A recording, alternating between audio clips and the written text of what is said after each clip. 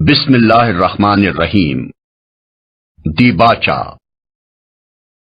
قرآن مجید کے ترجمہ و تفسیر پر ہماری زبان میں اب تک اتنا کام ہو چکا ہے کہ اب کسی شخص کا محض برکت و سعادت کی خاطر ایک نیا ترجمہ یا ایک نئی تفسیر شائع کر دینا وقت اور محنت کا کوئی صحیح مصرف نہیں ہے۔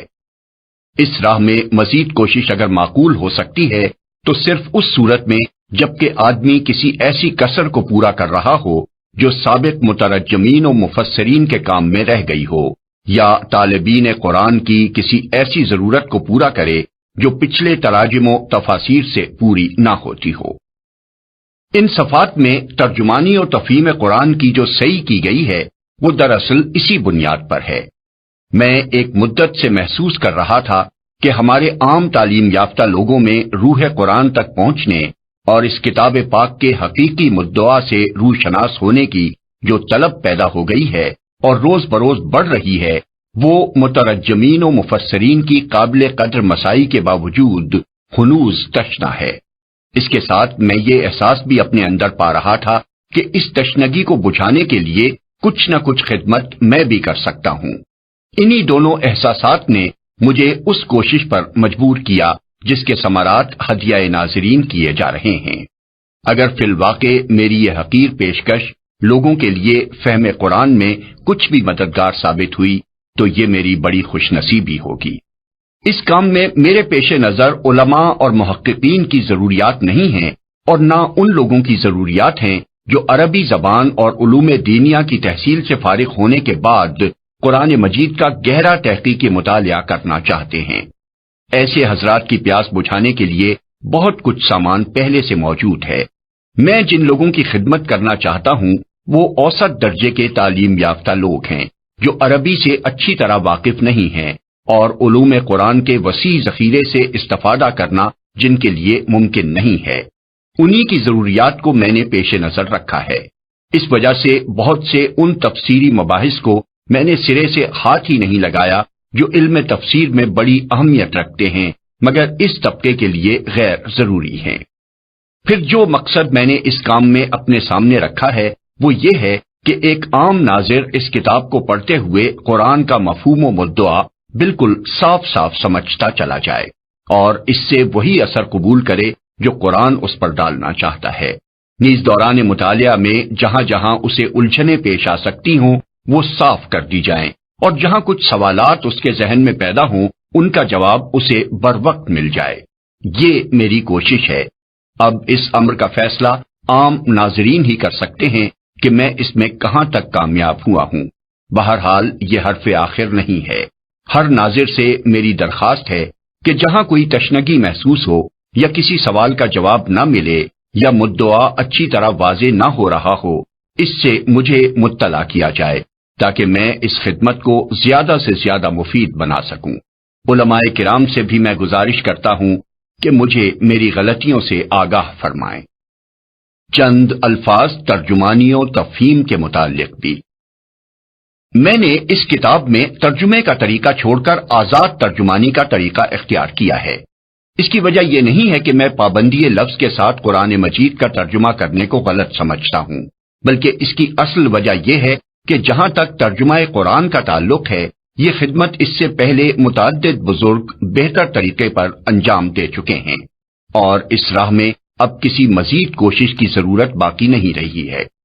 فارسی میں حضرت شاہ ولی اللہ صاحب کا ترجمہ اور اردو میں شاہ عبد القادر صاحب، شاہ رفیع الدین صاحب، مولانا محمود الحسن صاحب، مولانا اشرف علی صاحب اور حافظ فتح محمد صاحب جالندھری کے تراجم ان اغراض کو بخوبی پورا کر دیتے ہیں جن کے لیے ایک لفظی ترجمہ درکار ہوتا ہے۔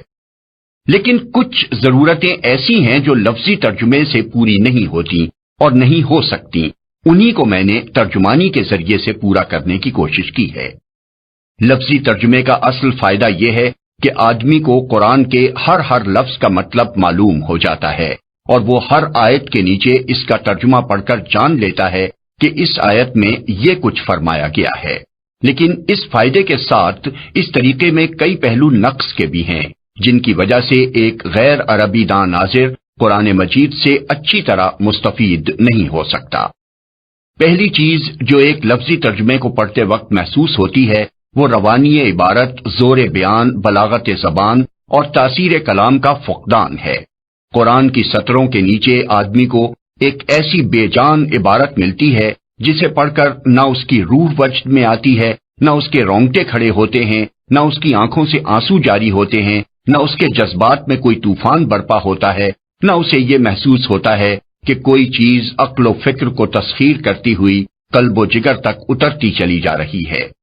اس طرح کا کوئی تاثر رونما ہونا تو درکنار، ترجمے کو پڑھتے وقت تو بسا اوقات آدمی یہ سوچتا رہ جاتا ہے کہ کیا واقعی یہی وہ کتاب ہے جس کی نظیر لانے کے لیے دنیا بھر کو چیلنج دیا گیا تھا؟ اس کی وجہ یہ ہے کہ لفظی ترجمے کی چھلنی صرف دوا کے خشک اجزاء ہی کو اپنے اندر سے گزرنے دیتی ہے۔ رہی ادب کی وہ تیز و تند اسپرٹ جو قرآن کی اصل عبارت میں بھری ہوئی ہے، اس کا کوئی حصہ ترجمے میں شامل نہیں ہونے پاتا، وہ اس چھلنی کے اوپر ہی سے اڑ جاتی ہے۔ حالانکہ قرآن کی تاثیر میں اس کی پاکیزہ تعلیم اور اس کے عالی قدر مضامین کا جتنا حصہ ہے، اس کے ادب کا حصہ بھی اس سے کچھ کم نہیں ہے۔ یہی تو وہ چیز ہے جو سنگ دل سے سنگ دل آدمی کا دل بھی پگھلا دیتی تھی، جس نے بجلی کے کڑکے کی طرح عرب کی ساری زمین ہلا دی تھی، جس کی قوت تاثیر کا لوہا اس کے شدید ترین مخالفین تک مانتے تھے اور ڈرتے تھے کہ یہ جادو اثر کلام جو سنے گا وہ بالآخر نقد دل ہار بیٹھے گا۔ یہ چیز اگر قرآن میں نہ ہوتی اور وہ اسی طرح کی زبان میں نازل ہوا ہوتا جیسی اس کے ترجموں میں ہم کو ملتی ہے، تو اہل عرب کے دلوں کو گرمانے اور نرمانے میں اسے ہرگز وہ کامیابی حاصل نہ ہو سکتی جو فی الواقع اسے حاصل ہوئی۔ لفظی ترجموں سے طبائع کے پوری طرح متاثر نہ ہو سکنے کی ایک وجہ یہ بھی ہے کہ ترجمے بالعموم بین السطور درج کیے جاتے ہیں، یا نئے طرز کے مطابق صفحے کو دو حصوں میں تقسیم کر کے ایک طرف کلام اللہ اور دوسری طرف ترجمہ لکھا جاتا ہے۔ یہ طریقہ اس غرض کے لیے تو عین مناسب ہے جس کی خاطر آدمی لفظی ترجمہ پڑھتا ہے، کیونکہ اس طرح ہر لفظ اور ہر آیت کے مقابلے میں اس کا ترجمہ ملتا جاتا ہے۔ لیکن اس کا نقصان یہ ہے کہ ایک آدمی جس طرح دوسری کتابوں کو پڑھتا اور ان سے اثر قبول کرتا ہے، اس طرح وہ ترجمہ قرآن کو نہ تو مسلسل پڑھ سکتا ہے اور نہ اس سے اثر قبول کر سکتا ہے، کیونکہ بار بار ایک اجنبی زبان کی عبارت اس کے مطالعے کی راہ میں حائل ہوتی رہتی ہے۔ انگریزی ترجموں میں اس سے بھی زیادہ بے اثری پیدا کرنے کا ایک سبب یہ ہے کہ بائبل کے ترجمے کی پیروی میں قرآن کی ہر آیت کا ترجمہ الگ الگ نمبر وار درج کیا جاتا ہے۔ آپ کسی بہتر سے بہتر مضمون کو لے کر ذرا اس کے فقرے کو الگ کر دیجئے اور اوپر نیچے نمبر وار لکھ کر اسے پڑھیے، آپ کو خود محسوس ہو جائے گا کہ مربوط اور مسلسل عبارت سے جو اثر آپ کے ذہن پر پڑتا تھا، اس سے آدھا اثر بھی ان جدا جدا فقروں کے پڑھنے سے نہیں پڑتا۔ ایک اور وجہ اور بڑی اہم وجہ لفظی ترجمے کے غیر مؤثر ہونے کی یہ ہے کہ قرآن کا طرز بیان تحریری نہیں بلکہ تقریری ہے۔ اگر اس کو منتقل کرتے وقت تقریر کی زبان کو تحریر کی زبان میں تبدیل نہ کیا جائے اور جوں کا تو اس کا ترجمہ کر ڈالا جائے تو ساری عبارت غیر مربوط ہو کر رہ جاتی ہے۔ یہ تو سب کو معلوم ہے کہ قرآن مجید ابتداً لکھے ہوئے رسالوں کی شکل میں شائع نہیں کیا گیا تھا، بلکہ دعوت اسلامی کے سلسلے میں حسب موقع و ضرورت ایک تقریر نبی صلی اللہ علیہ وسلم پر نازل کی جاتی تھی اور آپ اسے ایک خطبے کی شکل میں لوگوں کو سناتے تھے۔ تقریر کی زبان اور تحریر کی زبان میں فطرتاً بہت بڑا فرق ہوتا ہے۔ مثلا تحریر میں ایک شبہ کو بیان کر کے اسے رفع کیا جاتا ہے، مگر تقریر میں شبہ کرنے والے خود سامنے موجود ہوتے ہیں، اس لیے بسا اوقات یہ کہنے کی ضرورت ہی پیش نہیں آتی کہ لوگ ایسا کہتے ہیں، بلکہ مقرر آمد سخن ہی میں ایک فقرہ ایسا کہہ جاتا ہے جو ان کے شبہ کا جواب ہوتا ہے۔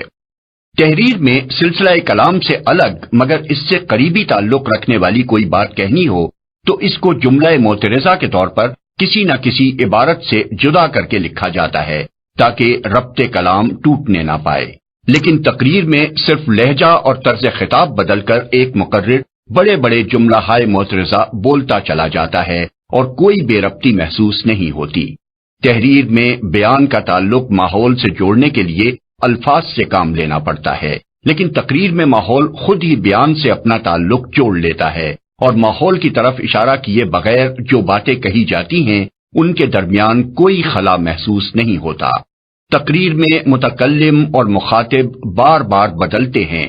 مقرر اپنے زور کلام میں موقع و محل کے لحاظ سے کبھی ایک ہی گروہ کا ذکر بصیغہ غائب کرتا ہے اور کبھی اسے حاضر سمجھ کر براہ راست خطاب کرتا ہے۔ کبھی واحد کا صیغہ بولتا ہے اور کبھی جمع کے صیغے استعمال کرنے لگتا ہے۔ کبھی متکلم وہ خود ہوتا ہے، کبھی کسی گروہ کی طرف سے بولتا ہے، کبھی کسی بالائی طاقت کی نمائندگی کرنے لگتا ہے اور کبھی وہ بالائی طاقت خود اس کی زبان سے بولنے لگتی ہے۔ تقریر میں یہ چیز ایک حسن پیدا کرتی ہے، مگر تحریر میں آ کر یہی چیز بے جوڑ ہو جاتی ہے۔ یہی وجوہ ہیں جب کسی تقریر کو تحریر کی شکل میں لایا جاتا ہے تو اس کو پڑھتے وقت آدمی لازماً ایک طرح کی بے ربطی محسوس کرتا ہے، اور یہ احساس اتنا ہی بڑھتا جاتا ہے جتنا اصل تقریر کے حالات اور ماحول سے آدمی دور ہوتا جاتا ہے۔ خود قرآن عربی میں بھی ناواقف لوگ جس بے ربطی کی شکایت کرتے ہیں اس کی اصلیت یہی ہے۔ وہاں تو اس کو دور کرنے کے لیے اس کے سوا چارہ نہیں ہے کہ تفسیری حواشی کے ذریعے سے ربط کلام کو واضح کیا جائے، کیونکہ قرآن کی اصل عبارت میں کوئی کمی بیشی کرنا حرام ہے۔ لیکن کسی دوسری زبان میں قرآن کی ترجمانی کرتے ہوئے اگر تقریر کی زبان کو احتیاط کے ساتھ تحریر کی زبان میں تبدیل کر لیا جائے تو بڑی آسانی کے ساتھ یہ بے ربطی دور ہو سکتی ہے۔ علاوہ بری، جیسا کہ ابھی میں اشارتاً عرض کر چکا ہوں، قرآن مجید کی ہر سورت دراصل ایک تقریر تھی جو دعوت اسلامی کے کسی مرحلے میں ایک خاص موقع پر نازل ہوتی تھی۔ اس کا ایک خاص پس منظر ہوتا تھا، کچھ مخصوص حالات اس کا تقاضا کرتے تھے اور کچھ ضرورتیں ہوتی تھیں جنہیں پورا کرنے کے لیے وہ اترتی تھی۔ اپنے اس پس منظر اور اپنی اس شان نزول کے ساتھ قرآن کی ان صورتوں کا تعلق اتنا گہرا ہے کہ اگر اس سے الگ کر کے مجرد الفاظ کا ترجمہ آدمی کے سامنے رکھ دیا جائے تو بہت سی باتوں کو وہ قطعاً نہیں سمجھے گا اور بعض باتوں کو الٹا سمجھ جائے گا، اور قرآن کا پورا مدعا تو شاید کہیں اس کی گرفت میں آئے گا ہی نہیں۔ قرآن عربی کے معاملے میں اس مشکل کو دور کرنے کے لیے تفسیر سے مدد لینی پڑتی ہے، کیونکہ اصل قرآن میں کسی چیز کا اضافہ نہیں کیا جا سکتا۔ لیکن دوسری زبان میں ہم اتنی آزادی برت سکتے ہیں کہ قرآن کی ترجمانی کرتے وقت کلام کو کسی نہ کسی حد تک اس کے پس منظر اور اس کے حالات نزول کے ساتھ جوڑتے چلے جائیں تاکہ ناظر کے لیے وہ پوری طرح بامانی ہو سکے۔ پھر ایک بات یہ بھی ہے کہ قرآن اگرچہ عربی مبین میں نازل ہوا ہے، لیکن اس کے ساتھ وہ اپنی ایک مخصوص اصطلاحی زبان بھی رکھتا ہے۔ اس نے بکثرت الفاظ کو ان کے اصل لغوی معنی سے ہٹا کر ایک خاص معنی میں استعمال کیا ہے، اور بہت سے الفاظ ایسے ہیں جن کو وہ مختلف مواقع پر مختلف مفہومات میں استعمال کرتا ہے۔ پابندی لفظ کے ساتھ جو ترجمے کیے جاتے ہیں ان میں اس اصطلاحی زبان کی رعایت ملحوظ رکھنا بہت مشکل ہے، اور اس کے ملحوظ نہ رہنے سے بسا اوقات ناظرین طرح طرح کی الجھنوں اور غلط فہمیوں میں مبتلا ہو جاتے ہیں۔ مثلا ایک لفظ کفر کو لیجئے جو قرآن کی اصطلاح میں اصل عربی لغت اور ہمارے فقہاء و متکلمین کی اصطلاح دونوں سے مختلف معنی رکھتا ہے، اور پھر قرآن میں بھی ہر جگہ ایک ہی معنی میں استعمال نہیں ہوا ہے۔ کہیں اس سے مراد مکمل غیر ایمانی حالت ہے، کہیں یہ مجرد انکار کے معنی میں آیا ہے، کہیں اس سے محض ناشکری اور احسان فراموشی مراد لی گئی ہے، کہیں مقتضیات ایمان میں سے کسی کو پورا نہ کرنے پر کفر کا اطلاق کیا گیا ہے، کہیں اعتقادی اقرار مگر عملی انکار یا نافرمانی کے لیے یہ لفظ بولا گیا ہے، کہیں ظاہری اطاعت مگر باطنی بے اعتقادی کو کفر سے تعبیر کیا گیا ہے۔ ان مختلف مواقع پر اگر ہم ہر جگہ کفر کا ترجمہ کفر ہی کرتے چلے جائیں یا اور کسی لفظ کا التزام کر لیں تو بلا شبہ ترجمہ اپنی جگہ صحیح ہوگا، لیکن ناظرین کہیں مطلب سے محروم رہ جائیں گے، کہیں کسی غلط فہمی کا شکار ہوں گے اور کہیں خلجان میں پڑ جائیں گے۔ لفظی ترجمے کے طریقے میں کسر اور خامی کے یہی وہ پہلو ہیں جن کی تلافی کرنے کے لیے میں نے ترجمانی کا ڈھنگ اختیار کیا ہے۔ میں نے اس میں قرآن کے الفاظ کو اردو کا جامہ پہنانے کے بجائے یہ کوشش کی ہے کہ قرآن کی ایک عبارت کو پڑھ کر جو مفہوم میری سمجھ میں آتا ہے اور جو اثر میرے دل پر پڑتا ہے اسے حتی الامکان صحت کے ساتھ اپنی زبان میں منتقل کر دوں۔ اسلوب بیان میں ترجمہ پن نہ ہو، عربی مبین کی ترجمانی اردو مبین میں ہو، تقریر کا ربط فطری طریقے سے تحریر کی زبان میں ظاہر ہو اور کلام الہی کا مطلب و مدعا صاف صاف واضح ہونے کے ساتھ اس کا شاہانہ وقار اور زور بیان بھی جہاں تک بس چلے ترجمانی میں منعکس ہو جائے۔ اس طرح کے آزاد ترجمے کے لیے یہ تو بہرحال ناگزیر تھا کہ لفظی پابندیوں سے نکل کر ادائے مطالب کی جسارت کی جائے، لیکن معاملہ کلام الہی کا تھا، اس لیے میں نے بہت ڈرتے ڈرتے ہی یہ آزادی برتی ہے۔ جس حد تک احتیاط میرے امکان میں تھی اس کو ملحوظ رکھتے ہوئے میں نے اس امر کا پورا اہتمام کیا ہے کہ قرآن کی اپنی عبارت جتنی آزادی بیان کی گنجائش دیتی ہے اس سے تجاوز نہ ہونے پائے۔ پھر چونکہ قرآن کو پوری طرح سمجھنے کے لیے ضروری ہے کہ اس کے ارشادات کا پس منظر بھی آدمی کے سامنے ہو، اور یہ چیز ترجمانی میں پوری طرح نمایاں نہیں کی جا سکتی تھی، اس لیے میں نے ہر سورے کے آغاز میں ایک دیباچہ لکھ دیا ہے جس میں اپنی حد تک پوری تحقیق کر کے یہ دکھانے کی کوشش کی ہے کہ وہ سورہ کس زمانے میں نازل ہوا، اس وقت کیا حالات تھے، اسلام کی تحریک کس مرحلے میں تھی، کیا اس کی ضروریات تھی اور کیا مسائل اس وقت درپیش تھے۔ نیز جہاں کہیں کسی خاص آیت یا مجموعہ آیات کی کوئی الگ شان نزول ہے وہاں میں نے اسے حاشیے میں بیان کر دیا ہے۔ حواشی میں میری انتہائی کوشش یہ رہی ہے کہ کوئی ایسی بحث نہ چھیڑی جائے جو ناظر کی توجہ قرآن سے ہٹا کر کسی دوسری چیز کی طرف پھیر دے۔ جتنے حاشیے بھی میں نے لکھے ہیں دو ہی قسم کے مقامات پر لکھے ہیں، ایک وہ جہاں مجھے محسوس ہوا کہ ایک عام ناظر اس جگہ تشریح چاہے گا یا اس کے ذہن میں کوئی سوال پیدا ہوگا یا وہ کسی شبے میں مبتلا ہو جائے گا، دوسرے وہ جہاں مجھے اندیشہ ہوا کہ ناظر اس جگہ سے سرسری طور پر گزر جائے گا اور قرآن کے ارشاد کی اصل روح اس پر واضح نہ ہوگی۔ جو لوگ اس کتاب سے پورا فائدہ اٹھانا چاہیں ان کو میں مشورہ دوں گا کہ پہلے ہر سورت کے دیباچے کو بغور پڑھ لیا کریں، اور جب تک وہ سورت ان کے زیر مطالعہ رہے وقتاً فوقتاً اس کے دیباچے پر نظر ڈالتے رہیں۔ پھر روزانہ قرآن مجید کا جتنا حصہ وہ معمولاً پڑھتے ہوں اس کی ایک ایک آیت کا لفظی ترجمہ پہلے پڑھ لیں۔ اس غرض کے لیے فارسی، اردو، انگریزی تراجم میں سے جس کو وہ چاہیں منتخب کر سکتے ہیں۔ اس کے بعد تفہیم القرآن کی ترجمانی کو حواشی کی طرف توجہ کیے بغیر مسلسل ایک عبارت کے طور پر پڑھیں تاکہ قرآن کے اس حصے کا پورا مضمون بیک وقت ان کے سامنے آ جائے۔ پھر ایک ایک آیت کو تفصیل کے ساتھ سمجھنے کے لیے حواشی کا مطالعہ کریں۔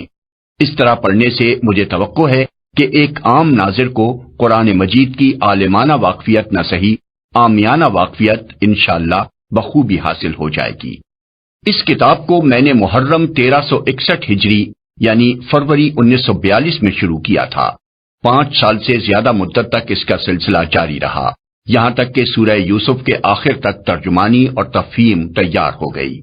اس کے بعد پے در پے ایسے اسباب پیش آتے چلے گئے کہ مجھے نہ تو آگے کچھ لکھنے کا موقع مل سکا اور نہ اتنی فرصت ہی میسر آ سکی کہ جتنا کام ہو چکا تھا اسی کو نظر ثانی کر کے اس قابل بنا سکتا کہ کتابی صورت میں شائع ہو سکے۔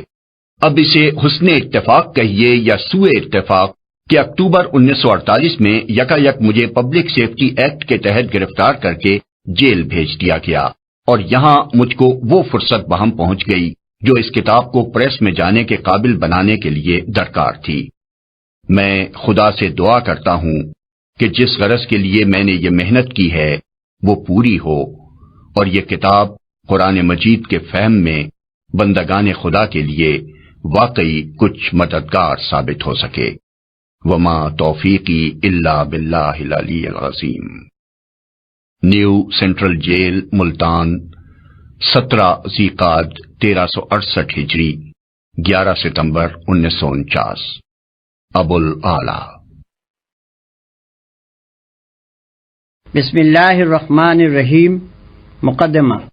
ان گزارشوں کے عنوان میں لفظ مقدمہ دیکھ کر کسی کو یہ غلط فہمی نہ ہو کہ میں قرآن کا مقدمہ لکھ رہا ہوں۔ یہ قرآن کا نہیں، تفہیم القرآن کا مقدمہ ہے، اور اس کے لکھنے سے میرے پیش نظر 2 مقصد ہیں۔ اول یہ کہ قرآن کا مطالعہ شروع کرنے سے پہلے ایک عام ناظر ان باتوں سے اچھی طرح واقف ہو جائے جن کو ابتدائی میں سمجھ لینے سے فہم قرآن کی راہ آسان ہو جاتی ہے، ورنہ یہ باتیں دوران مطالعہ میں بار بار کھٹکتی ہیں اور بسا اوقات محض ان کو نہ سمجھنے کی وجہ سے آدمی برسوں تک معنی قرآن کی سطح ہی پر گھومتا رہتا ہے، گہرائی میں اترنے کا راستہ اسے نہیں ملتا۔ دوم یہ کہ ان سوالات کا جواب پہلے ہی دے دیا جائے جو قرآن کو سمجھنے کی کوشش کرتے وقت بالعموم لوگوں کے ذہن میں پیدا ہوا کرتے ہیں۔ میں اس مقدمے میں صرف ان سوالات کا جواب دوں گا جو خود میرے ذہن میں اول پیدا ہوئے تھے یا جن سے بعد میں مجھ کو سابقہ پیش آیا۔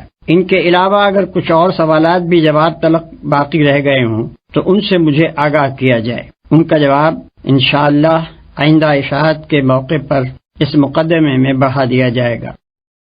عام طور پر ہم جن کتابوں کے پڑھنے کے عادی ہیں ان میں ایک متعین موضوع پر معلومات، خیالات اور دلائل کو ایک خاص تصنیفی ترتیب کے ساتھ مسلسل بیان کیا جاتا ہے۔ اسی بنا پر جب ایک ایسا شخص جو قرآن سے ابھی تک اجنبی رہا ہے پہلی مرتبہ اس کتاب کے مطالعے کا ارادہ کرتا ہے تو وہ یہ توقع لیے ہوئے آگے بڑھتا ہے کہ کتاب ہونے کی حیثیت سے اس میں بھی عام کتابوں کی طرح پہلے موضوع کا تعین ہوگا، پھر اصل مضمون کو ابواب اور فصول میں تقسیم کر کے ترتیب بار ایک ایک مسئلے پر بحث کی جائے گی، اور اسی طرح زندگی کے ایک ایک شعبے کو بھی الگ الگ لے کر اس کے متعلق احکام و ہدایات سلسلہ وار درج ہوں گی۔ لیکن جب وہ کتاب کھول کر مطالعہ شروع کرتا ہے تو اسے یہاں اپنی توقع کے بالکل خلاف ایک دوسرے ہی انداز بیان سے سابقہ پیش آتا ہے جس سے وہ اب تک بالکل ناآشنا تھا۔ یہاں وہ دیکھتا ہے کہ اعتقادی مسائل، اخلاقی ہدایات، شرعی احکام، دعوت، نصیحت، عبرت، تنقید، ملامت، تخویف، بشارت، تسلی، دلائل، شواہد، تاریخی قصے، آثار کائنات کی طرف اشارے بار بار ایک دوسرے کے بعد آ رہے ہیں۔ ایک ہی مضمون مختلف طریقوں سے مختلف الفاظ میں دہرایا جا رہا ہے، ایک مضمون کے بعد دوسرا اور دوسرے کے بعد تیسرا اچانک شروع ہو جاتا ہے، بلکہ ایک مضمون کے بیچ میں دوسرا مضمون یکایک آ جاتا ہے۔ مخاطب اور متکلم بار بار بدلتے ہیں اور خطاب کا رخ رہ رہ کر مختلف سمتوں میں پھرتا ہے۔ بابوں اور فصلوں کی تقسیم کا کہیں نشان نہیں، تاریخ ہے تو تاریخ نگاری کے انداز میں نہیں، فلسفہ و مابعد الطبیعات ہیں تو منطق و فلسفہ کی زبان میں نہیں، انسان اور موجودات عالم کا ذکر ہے تو علوم طبیعی کے طریقے پر نہیں، تمدن و سیاست اور معیشت و معاشرت کی گفتگو ہے تو علوم عمران کے طرز پر نہیں، قانونی احکام اور اصول قانون کا بیان ہے تو مقننوں کے ڈھنگ سے بالکل مختلف، اخلاق کی تعلیم ہے تو فلسفہ اخلاق کے سارے لٹریچر سے اس کا انداز جدا۔ یہ سب کچھ اپنے سابق کتابی تصور کے خلاف پا کر آدمی پریشان ہو جاتا ہے اور اسے یوں محسوس ہونے لگتا ہے کہ یہ ایک غیر مرتب، غیر مربوط، منتشر کلام ہے جو اول سے لے کر آخر تک بے شمار چھوٹے بڑے مختلف شذرات پر مشتمل ہے، مگر مسلسل عبارت کی شکل میں لکھ دیا گیا ہے۔ مخالفانہ نقطہ نظر سے دیکھنے والا اسی پر طرح طرح کے اعتراضات کی بنا رکھ دیتا ہے، اور موافقانہ نقطہ نظر رکھنے والا کبھی معنی کی طرف سے آنکھیں بند کر کے شکوک سے بچنے کی کوشش کرتا ہے، کبھی اس ظاہری بے ترتیبی کی تعویلیں کر کے اپنے دل کو سمجھا لیتا ہے، کبھی مصنوعی طریقے سے ربط تلاش کر کے عجیب عجیب نتائج نکالتا ہے، اور کبھی نظریہ شذرات کو قبول کر لیتا ہے، جس کی وجہ سے ہر آیت اپنے سیاق و سباق سے الگ ہو کر ایسی معنی آفرینیوں کی آمادگاہ بن جاتی ہے جو قائل کے منشا کے خلاف ہوتی ہیں۔ پھر ایک کتاب کو اچھی طرح سمجھنے کے لیے ضروری ہے کہ پڑھنے والے کو اس کا موضوع معلوم ہو، اس کے مقصد و مدعا اور اس کے مرکزی مضمون کا علم ہو، اس کے انداز بیان سے واقفیت ہو، اس کی اصطلاحی زبان اور اس کے مخصوص طرز تعبیر سے شناسائی ہو، اور اس کے بیانات اپنی ظاہری عبارت کے پیچھے جن احوال و معاملات سے تعلق رکھتے ہوں وہ بھی نظر کے سامنے رہیں۔ عام طور پر جو کتابیں ہم پڑھتے ہیں ان میں یہ چیزیں بآسانی مل جاتی ہیں، اس لیے ان کے مضامین کی تہ تک پہنچنے میں ہمیں کوئی بڑی زحمت نہیں ہوتی، مگر قرآن میں یہ اس طرح نہیں ملتی جس طرح ہم دوسری کتابوں میں انہیں پانے کے عادی رہے ہیں۔ اس لیے ایک عام کتاب خواں کی سی ذہنیت لے کر جب ہم میں کا کوئی شخص قرآن کا مطالعہ شروع کرتا ہے تو اسے کتاب کے موضوع، مدعا اور مرکزی مضمون کا سراغ نہیں ملتا، اس کا انداز بیان اور طرز تعبیر بھی اسے کچھ اجنبی سا محسوس ہوتا ہے، اور اکثر مقامات پر اس کی عبارات کا پس منظر بھی اس کی نگاہوں سے اوجھل رہتا ہے۔ نتیجہ یہ ہوتا ہے کہ متفرق آیات میں حکمت کے جو موتی بکھرے ہوئے ہیں ان سے کم و بیش مستفید ہونے کے باوجود آدمی کلام اللہ کی اصلی روح تک پہنچنے سے محروم رہ جاتا ہے، اور علم کتاب حاصل کرنے کے بجائے اس کو کتاب کے محض چند منتشر نکات و فوائد پر قناعت کر لینی پڑتی ہے۔ بلکہ اکثر لوگ جو قرآن کا مطالعہ کر کے شبہات میں مبتلا ہو جاتے ہیں، ان کے بھٹکنے کی ایک وجہ یہ بھی ہے کہ فہم کتاب کے ان ضروری مبادی سے ناواقف رہتے ہوئے جب وہ قرآن کو پڑھتے ہیں تو اس کے صفحات پر مختلف مضامین انہیں بکھرے ہوئے نظر آتے ہیں۔ بکثرت آیات کا مطلب ان پر نہیں کھلتا۔ بہت سی آیات کو وہ دیکھتے ہیں کہ بجائے خود نور حکمت سے جگمگا رہی ہیں مگر سیاق عبارت میں بالکل بے جوڑ محسوس ہوتی ہیں۔ متعدد مقامات پر تعبیرات اور اسلوب بیان کی ناواقفیت انہیں اصل مطلب سے ہٹا کر کسی اور ہی طرف لے جاتی ہے، اور اکثر مواقع پر پس منظر کا صحیح علم نہ ہونے سے شدید غلط فہمیاں پیش آتی ہیں۔ قرآن کس قسم کی کتاب ہے، اس کے نزول کی کیفیت اور اس کی ترتیب کی نوعیت کیا ہے، اس کا موضوع گفتگو کیا ہے، اس کی ساری بحث کس مدعا کے لیے ہے، کس مرکزی مضمون کے ساتھ اس کے یہ بے شمار مختلف النوع مضامین وابستہ ہیں،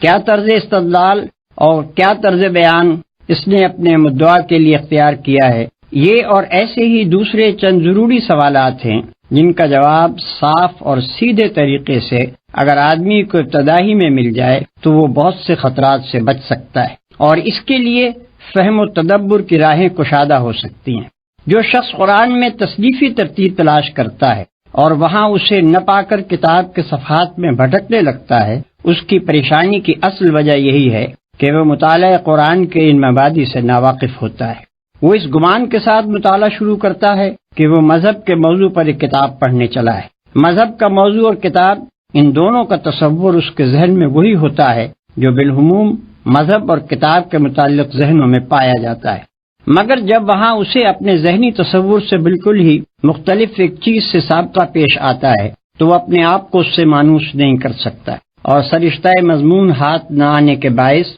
بین السطور یوں بھٹکنا شروع کر دیتا ہے جیسے وہ ایک اجنبی مسافر ہے جو کسی نئے شہر کی گلیوں میں کھو گیا ہے۔ اس گم گشتگی سے وہ بچ جائے اگر اسے پہلے ہی بتا دیا جائے کہ تم جس کتاب کو پڑھنے جا رہے ہو وہ تمام دنیا کے لٹریچر میں اپنے طرز کی ایک ہی کتاب ہے۔ اس کی تصنیف دنیا کی ساری کتابوں سے مختلف طور پر ہوئی ہے، اپنے موضوع اور مضمون اور ترتیب کے لحاظ سے بھی وہ ایک نرالی چیز ہے، لہذا تمہارے ذہن کا وہ کتابی سانچہ جو اب تک کی کتب بینی سے بنا ہے اس کتاب کے سمجھنے میں تمہاری مدد نہ کرے گا بلکہ الٹا مزاحم ہوگا۔ اسے سمجھنا چاہتے ہو تو اپنے پہلے سے قائم کیے ہوئے قیاسات کو ذہن سے نکال کر اس کی عجیب خصوصیات سے شناسائی حاصل کرو۔ اس سلسلے میں سب سے پہلے ناظر کو قرآن کی اصل سے واقف ہو جانا چاہیے، وہ خواہ اس پر ایمان لائے یا نہ لائے، مگر اس کتاب کو سمجھنے کے لیے اسے نقطۂ آغاز کے طور پر اس کی وہی اصل قبول کرنی ہوگی جو خود اس نے اور اس کے پیش کرنے والے نے یعنی محمد صلی اللہ علیہ وسلم نے بیان کی ہے، اور وہ یہ ہے: ایک، خداوند عالم نے جو ساری کائنات کا خالق اور مالک اور فرماروا ہے، اپنی بے پایہ مملکت کے اس حصے میں جسے زمین کہتے ہیں انسان کو پیدا کیا، اسے جاننے اور سوچنے اور سمجھنے کی قوتیں دیں، بھلائی اور برائی کی تمیز دی، انتخاب اور ارادے کی آزادی عطا کی، تصرف کے اختیارات بخشے، اور فی الجملہ ایک طرح کی خود اختیاری آٹونومی دے کر اس زمین میں اپنا خلیفہ بنایا۔ دو، اس منصب پر انسان کو مقرر کرتے وقت خداوند عالم نے اچھی طرح اس کے کان کھول کر یہ بات اس کے ذہن نشین کر دی تھی کہ تمہارا اور تمام جہان کا مالک، معبود اور حاکم میں ہوں۔ میری سلطنت میں نہ تم خود مختار ہو نہ کسی دوسرے کے بندے ہو، اور نہ میرے سوا کوئی تمہاری اطاعت و بندگی اور پرستش کا مستحق ہے۔ دنیا کی یہ زندگی جس میں تمہیں اختیارات دے کر بھیجا جا رہا ہے دراصل تمہارے لیے ایک امتحان کی مدت ہے، جس کے بعد تمہیں میرے پاس واپس آنا ہوگا، اور میں تمہارے کام کی جانچ کر کے فیصلہ کروں گا کہ تم میں سے کون امتحان میں کامیاب رہا ہے اور کون ناکام۔ تمہارے لیے صحیح رویہ یہ ہے کہ مجھے اپنا واحد معبود اور حاکم تسلیم کرو، جو ہدایت میں بھیجوں اس کے مطابق دنیا میں کام کرو، اور دنیا کو دارالامتحان سمجھتے ہوئے اس شعور کے ساتھ زندگی بسر کرو کہ تمہارا اصل مقصد میرے آخری فیصلے میں کامیاب ہونا ہے۔ اس کے برعکس تمہارے لیے ہر وہ رویہ غلط ہے جو اس سے مختلف ہو۔ اگر پہلا رویہ اختیار کرو گے جسے اختیار کرنے کے لیے تم آزاد ہو تو تمہیں دنیا میں امن و اطمینان حاصل ہوگا، اور جب میرے پاس پلٹ کر آؤ گے تو میں تمہیں ابدی راحت و مسرت کا وہ گھر دوں گا جس کا نام جنت ہے۔ اور اگر کسی دوسرے رویے پر چلو گے جس پر چلنے کے لیے بھی تم کو آزادی دی ہے تو دنیا میں تم کو فساد اور بے چینی کا مزہ چکھنا ہوگا، اور دنیا سے گزر کر عالم آخرت میں جب آؤ گے تو ابدی رنج و مصیبت کے اس گڑھے میں پھینک دیے جاؤ گے جس کا نام دوزخ ہے۔ نمبر 3، یہ فہمائش کر کے مالک کائنات نے نوع انسانی کو زمین میں جگہ دی، اور اس نوع کے اولین افراد آدم اور حوا کو وہ ہدایت بھی دے دی جس کے مطابق انہیں اور ان کی اولاد کو زمین میں کام کرنا تھا۔ یہ اولین انسان جہالت اور تاریکی کی حالت میں پیدا نہیں ہوئے تھے، بلکہ خدا نے زمین پر ان کی زندگی کا آغاز پوری روشنی میں کیا تھا۔ وہ حقیقت سے واقف تھے، انہیں ان کا قانون حیات بتا دیا گیا تھا۔ ان کا طریق زندگی خدا کی اطاعت یعنی اسلام تھا، اور وہ اپنی اولاد کو یہی بات سکھا کر گئے کہ وہ مطیع خدا مسلم بن کر رہیں۔ لیکن بعد کی صدیوں میں رفتہ رفتہ انسان اس صحیح طریقے زندگی سے منحرف ہو کر مختلف قسم کے غلط رویوں کی طرف چل پڑے۔ انہوں نے غفلت سے اس کو بھی گم کیا اور شرارت سے اس کو مسخ بھی کر ڈالا۔ انہوں نے خدا کے ساتھ زمین و آسمان کے مختلف انسانی اور غیر انسانی خیالی اور مادی ہستیوں کو خدائی میں شریک ٹھہرا لیا۔ انہوں نے خدا کے دیے ہوئے علم حقیقت یعنی العلم میں طرح طرح کے اوہام اور نظریوں اور فلسفوں کی آمیزش کر کے بے شمار مذاہب پیدا کر لیے۔ انہوں نے خدا کے مقرر کیے ہوئے عادلانہ اصول اخلاق و تمدن شریعت کو چھوڑ کر یا بگاڑ کر اپنی خواہشات نفس اور اپنے تعصبات کے مطابق ایسے قوانین زندگی گھڑ لیے جن سے خدا کی زمین ظلم سے بھر گئی۔ نمبر 4، خدا نے جو محدود خود اختیاری انسان کو دی تھی اس کے ساتھ یہ بات مطابقت نہ رکھتی تھی کہ وہ اپنی تخلیقی مداخلت سے کام لے کر ان بگڑے ہوئے انسانوں کو زبردستی صحیح رویے کی طرف موڑ دیتا، اور اس نے دنیا میں کام کرنے کے لیے جو مہلت اس نوع کے لیے اور اس کی مختلف قوموں کے لیے مقرر کی تھی اس کے ساتھ یہ بات بھی مطابقت نہ رکھتی تھی کہ اس بغاوت کے رونما ہوتے ہی وہ انسانوں کو ہلاک کر دیتا۔ پھر جو کام ابتدائے آفرینش سے اس نے اپنے ذمے لیا تھا وہ یہ تھا کہ انسان کی خود اختیاری کو برقرار رکھتے ہوئے اس کی مہلت عمل کے دوران میں اس کی رہنمائی کا انتظام وہ کرتا رہے گا۔ چنانچہ اپنی اس خود عائد کردہ ذمہ داری کو ادا کرنے کے لیے اس نے انسانوں ہی میں سے ایسے آدمیوں کو استعمال کرنا شروع کیا جو اس پر ایمان رکھنے والے اور اس کی رضا کی پیروی کرنے والے تھے۔ اس نے ان کو اپنا نمائندہ بنایا، اپنے پیغامات ان کے پاس بھیجے، ان کو علم حقیقت بخشا، انہیں صحیح قانون حیات عطا کیا، اور انہیں اس کام پر مامور کیا کہ بنی آدم کو اسی راہ راست کی طرف پلٹنے کی دعوت دیں جس سے وہ ہٹ گئے تھے۔ 5، یہ پیغمبر مختلف قوموں اور ملکوں میں اٹھتے رہے، ہزارہ برس تک ان کی آمد کا سلسلہ چلتا رہا، ہزارہ کی تعداد میں وہ مبعوث ہوئے، ان سب کا ایک ہی دین تھا، یعنی وہ صحیح رویہ جو اول روز ہی انسان کو بتا دیا گیا تھا۔ وہ سب ایک ہی ہدایت کے پیرو تھے،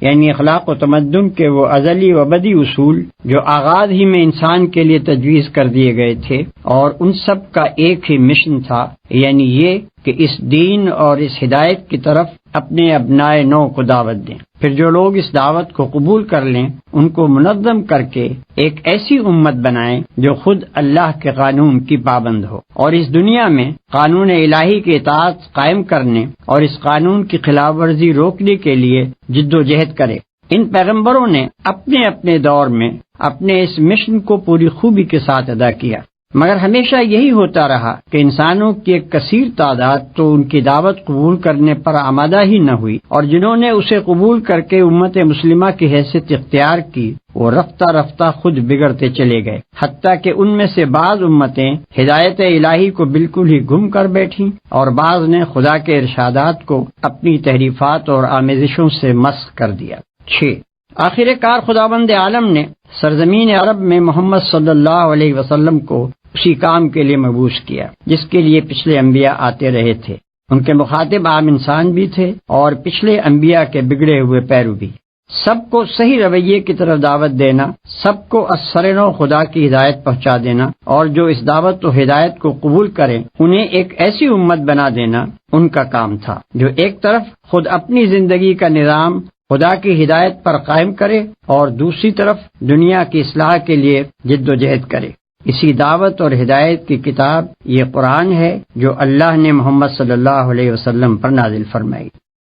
قرآن کی یہ اصل معلوم ہو جانے کے بعد ناظرین کے لیے یہ سمجھنا آسان ہو جاتا ہے کہ اس کتاب کا موضوع کیا ہے، اس کا مرکزی مضمون کیا ہے اور اس کا مدعا کیا ہے۔ اس کا موضوع انسان ہے، اس اعتبار سے کہ بلحاظ حقیقت نفس الامری اس کی فلاح اور اس کا خسران کس چیز میں ہے۔ اس کا مرکزی مضمون یہ ہے کہ ظاہر بینی یا قیاس آرائی یا خواہش کی غلامی کے سبب سے انسان نے خدا اور نظام کائنات اور اپنی ہستی اور اپنی دنیاوی زندگی کے متعلق جو نظریات قائم کیے ہیں اور ان نظریات کی بنا پر جو رویے اختیار کر لیے ہیں وہ سب حقیقت نفس الامری کے لحاظ سے غلط اور نتیجے کے اعتبار سے خود انسان ہی کے لیے تباہ کن ہیں۔ حقیقت وہ ہے جو انسان کو خلیفہ بناتے وقت خدا نے خود بتا دی تھی، اور اس حقیقت کے لحاظ سے انسان کے لیے وہی رویہ درست اور خوش انجام ہے جسے پچھلے صفحات میں ہم صحیح رویے کے نام سے بیان کر چکے ہیں۔ اس کا مدعا انسان کو اس صحیح رویے کی طرف دعوت دینا اور اللہ کی اس ہدایت کو واضح طور پر پیش کرنا ہے جسے انسان اپنی غفلت سے گم اور اپنی شرارت سے مست کرتا رہا ہے۔ ان تین بنیادی امور کو ذہن میں رکھ کر کوئی شخص قرآن کو دیکھے تو اسے صاف نظر آئے گا کہ یہ کتاب کہیں اپنے موضوع اور اپنے مدعا اور مرکزی مضمون سے بال برابر بھی نہیں ہٹی ہے۔ اول سے لے کر آخر تک اس کے مختلف نو مضامین اس کے مرکزی مضمون کے ساتھ اس طرح جڑے ہوئے ہیں جیسے ایک ہار کے چھوٹے بڑے رنگ برنگ جواہر ہار کے رشتے میں مربوط و منسلک ہوتے ہیں۔ وہ زمین و آسمان کی ساخت پر، انسان کی خلقت پر، آثار کائنات کے مشاہدات اور گزری ہوئی قوموں کے واقعات پر گفتگو کرتا ہے، مختلف قوموں کے عقائد و اخلاق اور اعمال پر تنقید کرتا ہے، مابعد الطبیعی امور و مسائل کی تشریح کرتا ہے اور بہت سی دوسری چیزوں کا ذکر بھی کرتا ہے، مگر اس لیے نہیں کہ اسے طبیعیات یا تاریخ یا فلسفے یا کسی اور فن کی تعلیم دینی ہے، بلکہ اس لیے کہ اسے حقیقت نفس الامری کے متعلق انسان کی غلط فہمیاں دور کرنی ہے، اصل حقیقت لوگوں کے ذہن نشین کرنی ہے، خلاف حقیقت رویے کی غلطی و بد انجامی واضح کرنی ہے اور اس رویے کی طرف دعوت دینی ہے جو مطابق حقیقت اور خوش انجام ہے۔ یہی وجہ ہے کہ وہ ہر چیز کا ذکر صرف اس حد تک اور اس انداز میں کرتا ہے جو اس کے مدعا کے لیے ضروری ہے، ہمیشہ ان چیزوں کا ذکر بقدر ضرورت کرنے کے بعد غیر متعلق تفصیلات کو چھوڑ کر اپنے مقصد اور مرکزی مضمون کی طرف رجوع کرتا ہے، اور اس کا سارا بیان انتہائی یکسانی کے ساتھ دعوت کے محور پر گھومتا رہتا ہے۔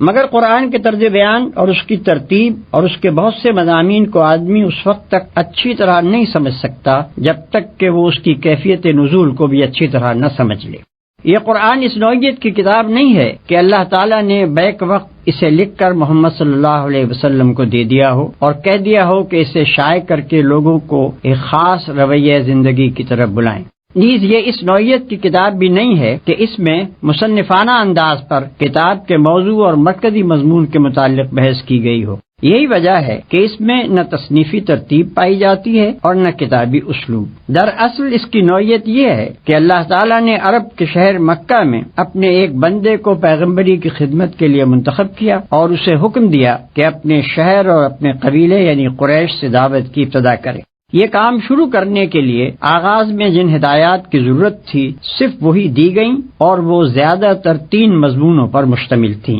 ایک، پیغمبر کو اس امر کی تعلیم کہ وہ خود اپنے آپ کو اس عظیم الشان کام کے لیے کس طرح تیار کریں اور کس طرز پر کام کریں۔ دوسرے، حقیقت نفس الامری کے متعلق ابتدائی معلومات اور حقیقت کے بارے میں ان غلط فہمیوں کی مجمل تردید جو گرد و پیش کے لوگوں میں پائی جاتی تھیں جن کی وجہ سے ان کا رویہ غلط ہو رہا تھا۔ تیسرے،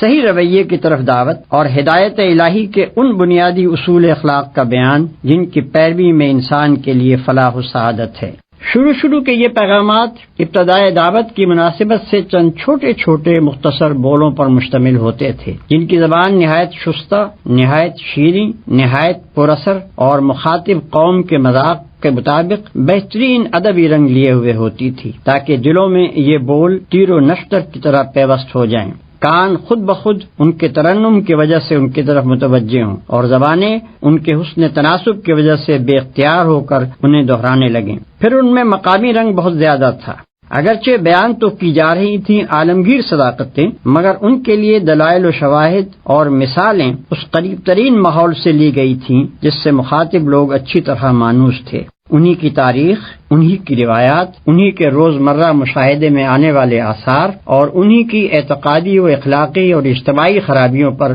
ساری گفتگو تھی تاکہ وہ اس سے اثر لے سکیں۔ دعوت کا یہ ابتدائی مرحلہ تقریباً 4-5 سال تک جاری رہا، اور اس مرحلے میں نبی صلی اللہ علیہ وسلم کی تبلیغ کا رد عمل 3 صورتوں میں ظاہر ہوا۔ 1، چند صالح آدمی اس دعوت کو قبول کر کے امت مسلمہ بننے کے لیے تیار ہو گئے۔ 2، ایک کثیر تعداد جہالت یا خود غرضی یا آبائی طریقے کی محبت کے سبب سے مخالفت پر آمادہ ہو گئی۔ 3، مکے اور قریش کی حدود سے نکل کر اس نئی دعوت کی آواز نسبتاً زیادہ وسیع حلقے میں پہنچنے لگی۔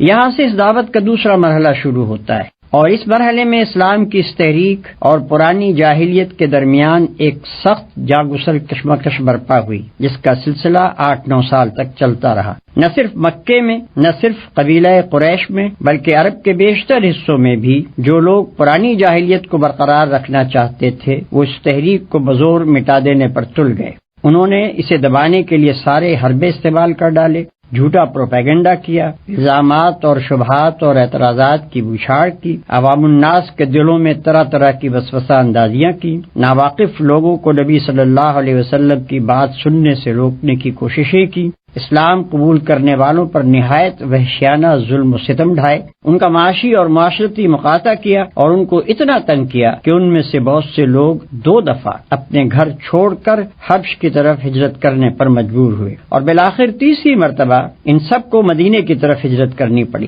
لیکن اس شدید اور روز افزوں مزاحمت کے باوجود یہ تحریک پھیلتی چلی گئی۔ مکے میں کوئی خاندان اور کوئی گھر ایسا نہ رہا جس کے کسی نہ کسی فرد نے اسلام قبول نہ کر لیا ہو۔ بیشتر مخالفین اسلام کی دشمنی میں شدت اور تلخی کی وجہ یہی تھی کہ ان کے اپنے بھائی، بھتیجے، بیٹے، بیٹیاں، بہنیں اور بہنوئی دعوت اسلام کے نہ صرف پیرو بلکہ جانثار حامی ہو گئے تھے، اور ان کے اپنے دل و جگر کے ٹکڑے ہی ان سے برسر پیکار ہونے کو تیار تھے۔ پھر لطف یہ ہے کہ جو لوگ پرانی جاہلیت سے ٹوٹ ٹوٹ کر اس نوخیز تحریک کی طرف آ رہے تھے وہ پہلے بھی اپنی سوسائٹی کے بہترین لوگ سمجھے جاتے تھے، اور اس تحریک میں شامل ہونے کے بعد وہ اتنے نیک، اتنے راست باز اور اتنے پاکیزہ اخلاق کے انسان بن جاتے تھے کہ دنیا اس دعوت کی برتری محسوس کیے بغیر رہ نہیں سکتی تھی جو ایسے لوگوں کو اپنی طرف کھینچ رہی تھی اور انہیں یہ کچھ بنا رہی تھی۔ اس طویل اور شدید کشمکش کے دوران میں اللہ تعالی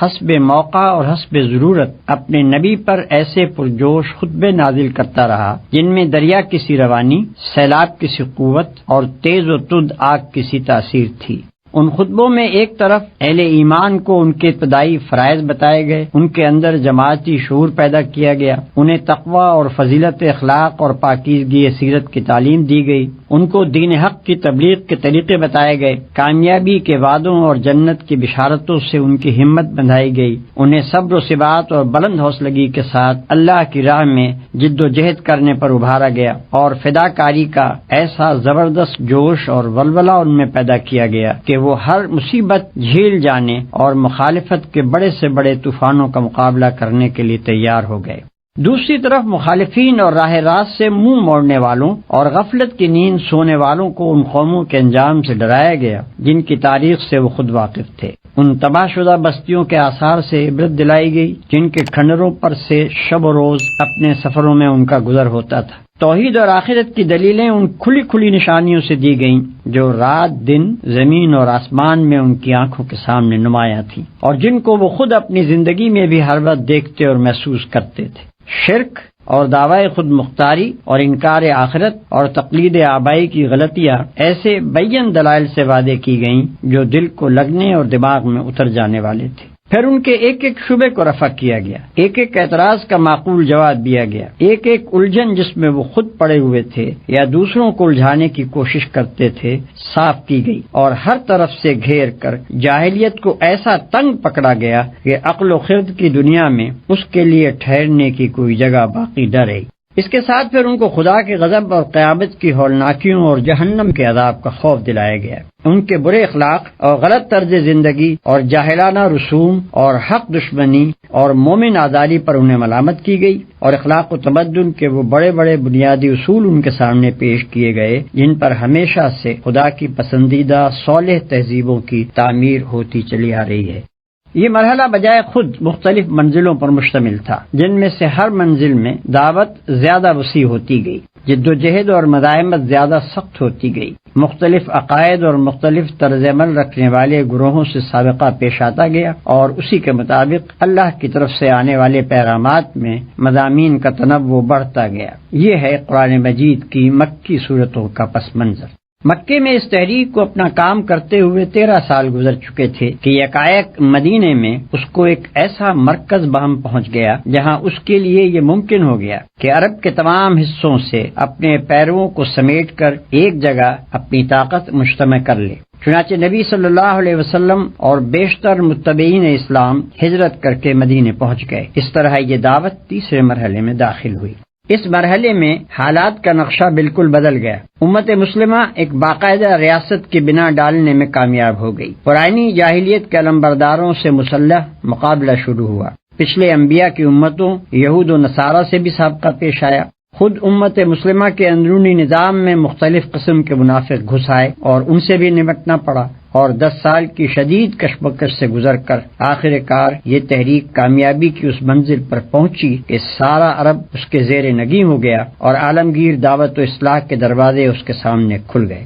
اس مرحلے کی بھی مختلف منزلیں تھیں، اور ہر منزل میں اس تحریک کی مخصوص ضرورتیں تھیں۔ ان ضرورتوں کے مطابق اللہ تعالیٰ کی طرف سے ایسی تقریریں نبی صلی اللہ علیہ وسلم پر نازل ہوتی رہیں جن کا انداز کبھی آتشی خطابت کا، کبھی شاہانہ فرامین و احکام کا، کبھی معلمانہ درس و تعلیم کا، اور کبھی مصلحانہ افہام و تفہیم کا ہوتا تھا۔ ان میں بتایا گیا کہ جماعت اور ریاست اور مدنیت صالحہ کی تعمیر کس طرح کی جائے، زندگی کے مختلف شعبوں کو کن اصول و ضوابط پر قائم کیا جائے، منافقین سے کیا سلوک ہو، ذمی کافروں سے کیا برتاؤ ہو، اہل کتاب سے تعلقات کی کیا نوعیت رہے، برسر جنگ دشمنوں اور معاہد قوموں کے ساتھ کیا طرز عمل اختیار کیا جائے، اور منظم اہل ایمان کا یہ گروہ دنیا میں خداوند عالم کی خلافت کے فرائض انجام دینے کے لیے اپنے آپ کو کس طرح تیار کرے۔ ان تقریروں میں ایک طرف مسلمانوں کی تعلیم و تربیت کی جاتی تھی، ان کی کمزوریوں پر تنبیہ کی جاتی تھی، ان کو راہ خدا میں جان و مال سے جہاد کرنے پر ابھارا جاتا تھا، ان کو شکست اور فتح،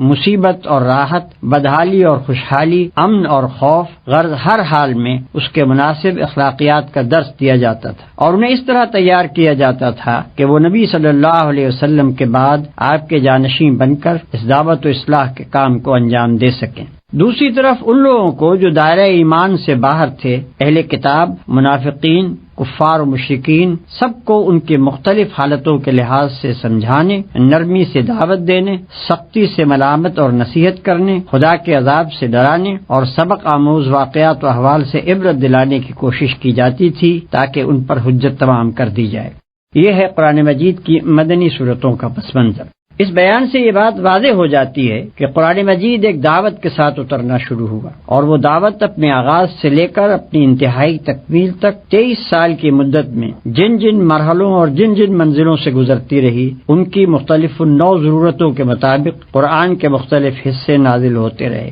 ظاہر ہے کہ ایسی کتاب میں وہ تصنیفی ترتیب نہیں ہو سکتی جو ڈاکٹریٹ کی ڈگری لینے کے لیے کسی مقالے میں اختیار کی جاتی ہے۔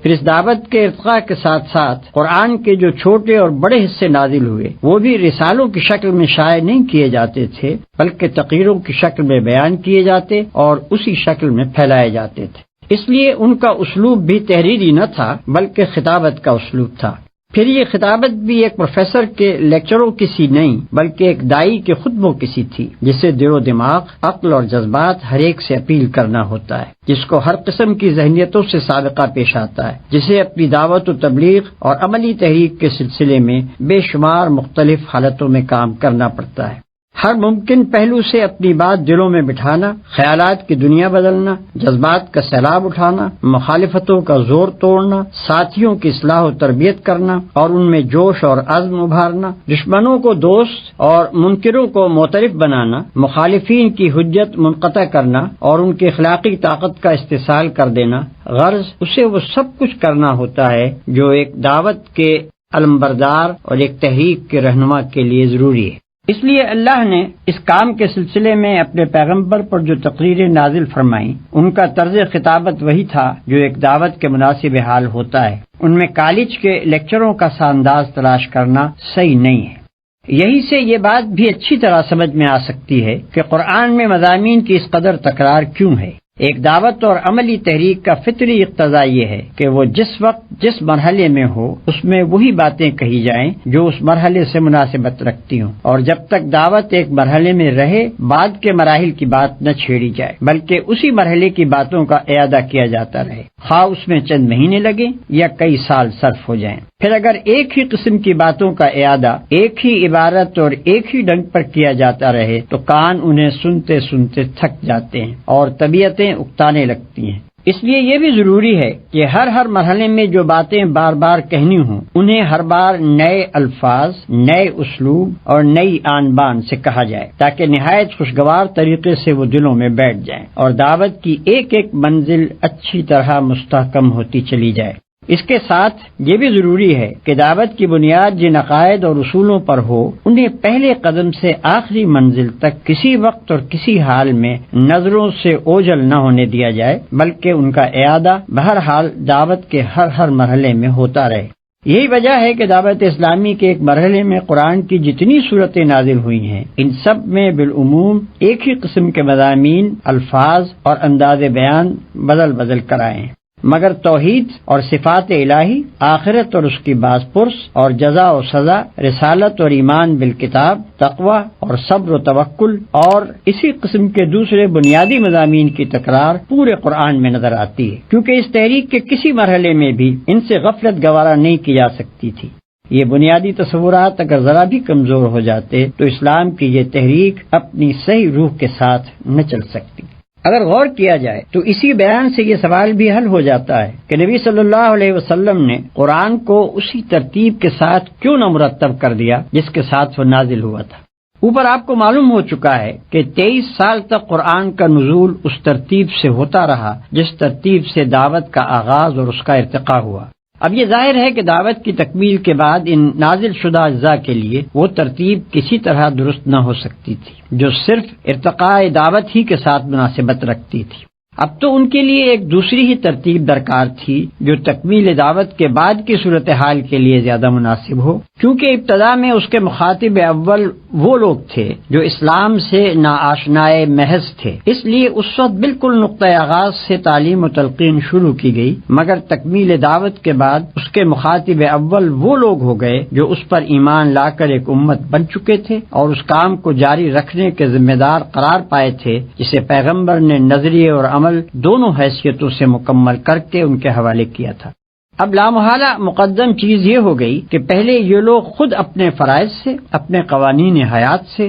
اور ان فتنوں سے جو پچھلے پیغمبروں کی امتوں میں رونما ہوتے رہے ہیں اچھی طرح واقف ہو لیں، پھر اسلام سے بیگانہ دنیا کے سامنے خدا کی ہدایت پیش کرنے کے لیے آگے بڑھیں۔ علاوہ بنی قرآن مجید جس طرز کی کتاب ہے اسے اگر آدمی اچھی طرح سمجھ لے تو اس پر خود ہی یہ حقیقت منکشف ہو جائے گی کہ ایک ایک طرح کے مضامین کو ایک ایک جگہ جمع کرنا اس کتاب کے مزاج ہی سے مطابقت نہیں رکھتا۔ اس کے مزاج کا تو تقاضا یہی ہے کہ اس کے پڑھنے والے کے سامنے مدنی مرحلے کی باتیں مکی دور والی تعلیم کے درمیان اور مکی مرحلے کی باتیں مدنی دور والی تقریروں کے درمیان اور ابتدا کی گفتگویں آخر کی تلقینات کے بیچ میں اور آخری دور کی ہدایات آغاز کار کی تعلیمات کے پہلو میں بار بار آتی چلی جائیں، تاکہ اسلام کا پورا منظر اور جامع نقشہ اس کی نگاہ میں رہے اور کسی وقت بھی وہ یک رخا نہ ہونے پائے۔ پھر اگر قرآن کو اس کی نزولی ترتیب پر مرتب کیا بھی جاتا تو وہ ترتیب بعد کے لوگوں کے لیے صرف اسی صورت میں بامانی ہو سکتی تھی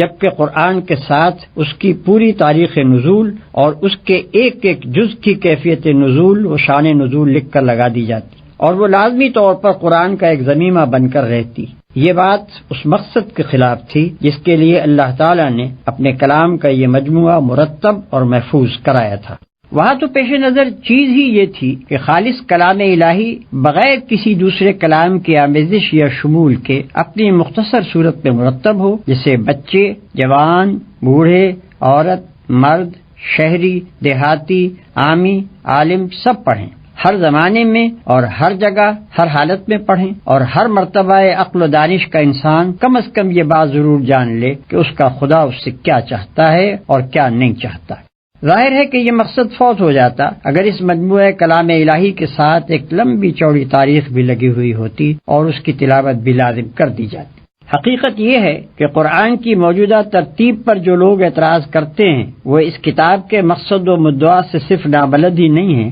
بلکہ کچھ اس غلط فہمی میں بھی مبتلا معلوم ہوتے ہیں کہ یہ کتاب محض علم تاریخ اور فلسفہ عمران کے طلبہ ہی کے لیے نازل ہوئی ہے۔ ترتیب قرآن کے سلسلے میں یہ بات بھی ناظرین کو معلوم ہو جانی چاہیے کہ یہ ترتیب بعد کے لوگوں کی دی ہوئی نہیں ہے بلکہ خود اللہ تعالیٰ کی ہدایت کے تحت نبی صلی اللہ علیہ وسلم ہی نے قرآن کو اس طرح مرتب فرمایا تھا۔ قاعدہ یہ تھا کہ جب کوئی صورت نازل ہوتی تو آپ اسی وقت اپنے کاتبوں میں سے کسی کو بلاتے اور اس کو ٹھیک ٹھیک قلم بند کرانے کے بعد ہدایت فرما دیتے کہ یہ صورت فلاں سورہ کے بعد اور فلاں سورہ سے پہلے رکھی جائے۔ اسی طرح اگر قرآن کا کوئی ایسا حصہ نازل ہوتا جس کو مستقل صورت بنانا پیش نظر نہ ہوتا تو آپ ہدایت فرما دیتے کہ اسے فلاں سورہ میں فلاں مقام پر درج کیا جائے۔ پھر اسی ترتیب سے آپ خود بھی نماز میں اور دوسرے مواقع پر قرآن مجید کی تلاوت فرماتے تھے اور اسی ترتیب کے مطابق صحابہ کرام بھی اس کو یاد کرتے تھے۔ لہذا یہ ایک ثابت شدہ تاریخی حقیقت ہے کہ قرآن مجید کا نزول جس روز مکمل ہوا اسی روز اس کی ترتیب بھی مکمل ہو گئی۔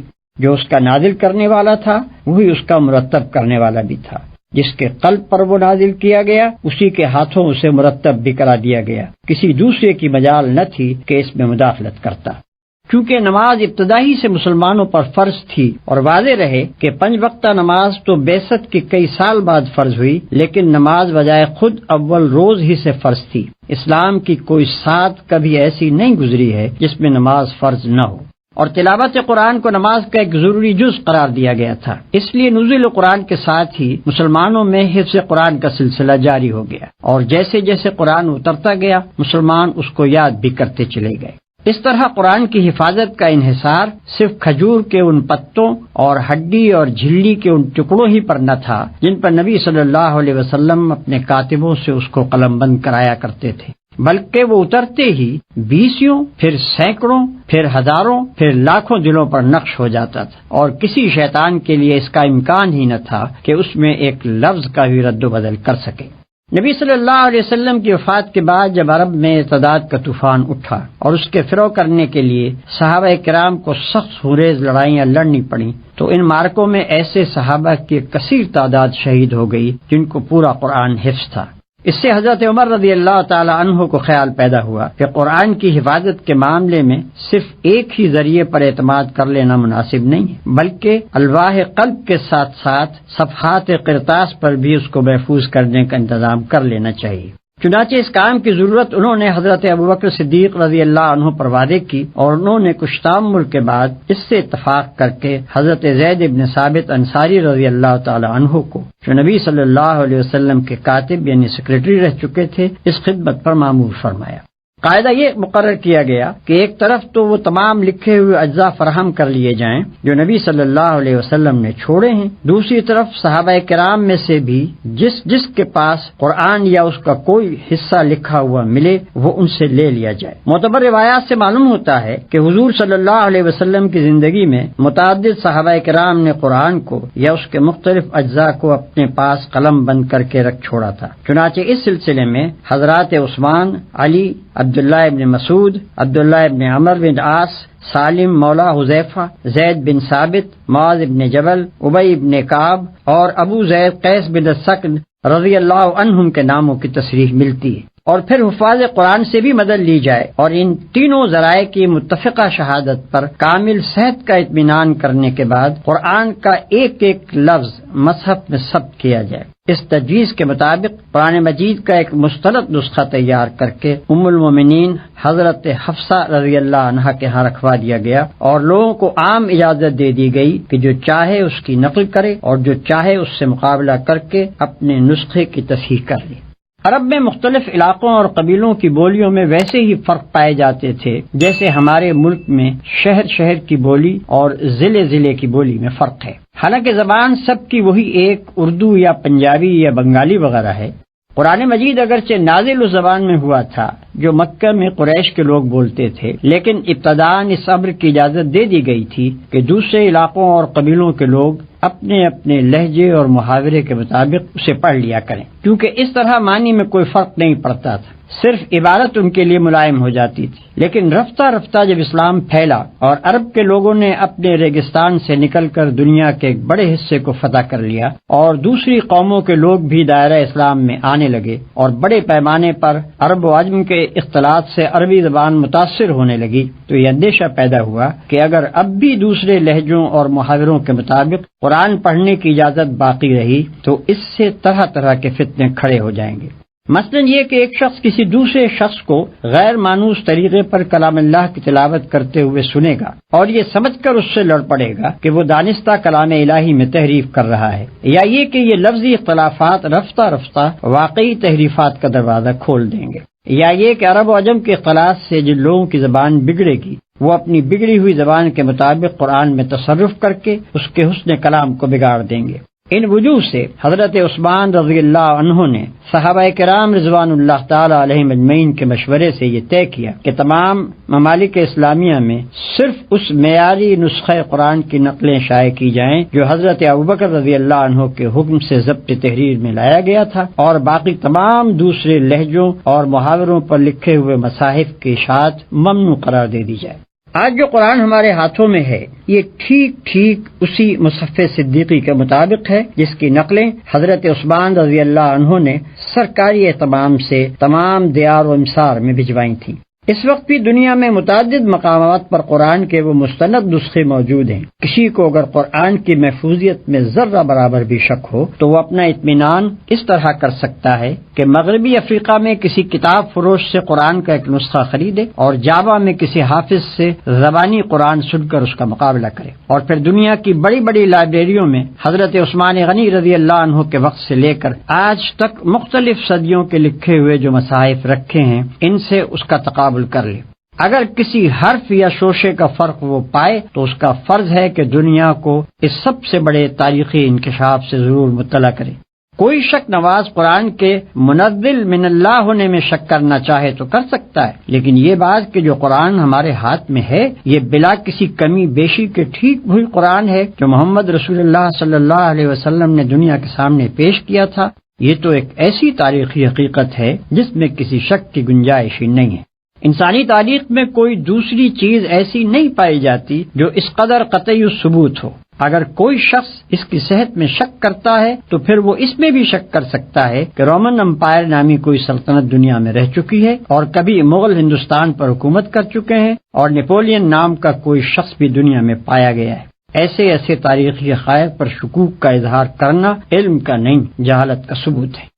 قرآن ایک ایسی کتاب ہے جس کی طرف دنیا میں بے شمار انسان بے شمار مقاصد لے کر رجوع کرتے ہیں۔ ان سب کی ضروریات اور اغراض کو پیش نظر رکھ کر کوئی مشورہ دینا آدمی کے لیے ممکن نہیں ہے۔ طالبوں کے اس ہجوم میں مجھ کو صرف ان لوگوں سے دلچسپی ہے جو اس کو سمجھنا چاہتے ہیں اور یہ معلوم کرنے کے خواہش مند ہیں کہ یہ کتاب انسان کے مسائل زندگی میں اس کی کیا رہنمائی کرتی ہے۔ ایسے لوگوں کو میں یہاں طریقے مطالعہ قرآن کے بارے میں کچھ مشورے دوں گا اور کچھ ان مشکلات کو حل کرنے کی کوشش کروں گا جو بالعموم انسان کو اس معاملے میں پیش آتی ہیں۔ کوئی شخص چاہے قرآن پر ایمان رکھتا ہو یا نہ رکھتا ہو، بہرحال اگر وہ اس کتاب کو فی الواقع سمجھنا چاہتا ہے تو اولین کام اسے یہ کرنا چاہیے کہ اپنے ذہن کو پہلے سے قائم کیے ہوئے تصورات اور نظریات سے اور موافقانہ یا مخالفانہ اغراض سے جس حد تک ممکن ہو خالی کر لے اور سمجھنے کا خالص مقصد لے کر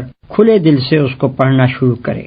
جو لوگ چند مخصوص قسم کے خیالات ذہن میں لے کر اس کتاب کو پڑھتے ہیں وہ اس کی سطروں کے درمیان اپنے ہی خیالات پڑھتے چلے جاتے ہیں، قرآن کی ان کو ہوا بھی نہیں لگنے پاتی۔ یہ طریقہ مطالعہ کسی کتاب کو پڑھنے کے لیے بھی صحیح نہیں ہے، مگر خصوصیت کے ساتھ قرآن تو اس طرز کے پڑھنے والوں کے لیے اپنے معنی کے دروازے کھولتا ہی نہیں۔ پھر جو شخص میں سرسری سی واقفیت باہم پہنچانا چاہتا ہو اس کے لیے تو شاید ایک دفعہ پڑھ لینا کافی ہو جائے، لیکن جو اس کی گہرائیوں میں اترنا چاہے اس کے لیے 2-4 دفعہ کا پڑھنا بھی کافی نہیں ہو سکتا۔ اس کو بار بار پڑھنا چاہیے، ہر مرتبہ ایک خاص ڈھنگ سے پڑھنا چاہیے اور ایک طالب علم کی طرح پینسل اور کاپی ساتھ لے کر بیٹھنا چاہیے تاکہ ضروری نکات نوٹ کرتا جائے۔ اس طرح جو لوگ پڑھنے پر آمادہ ہوں ان کو کم از کم 2 مرتبہ پورے قرآن کو صرف اس غرض کے لیے پڑھنا چاہیے کہ ان کے سامنے بحیثیت مجموعی وہ پورا نظام فکر و عمل آ جائے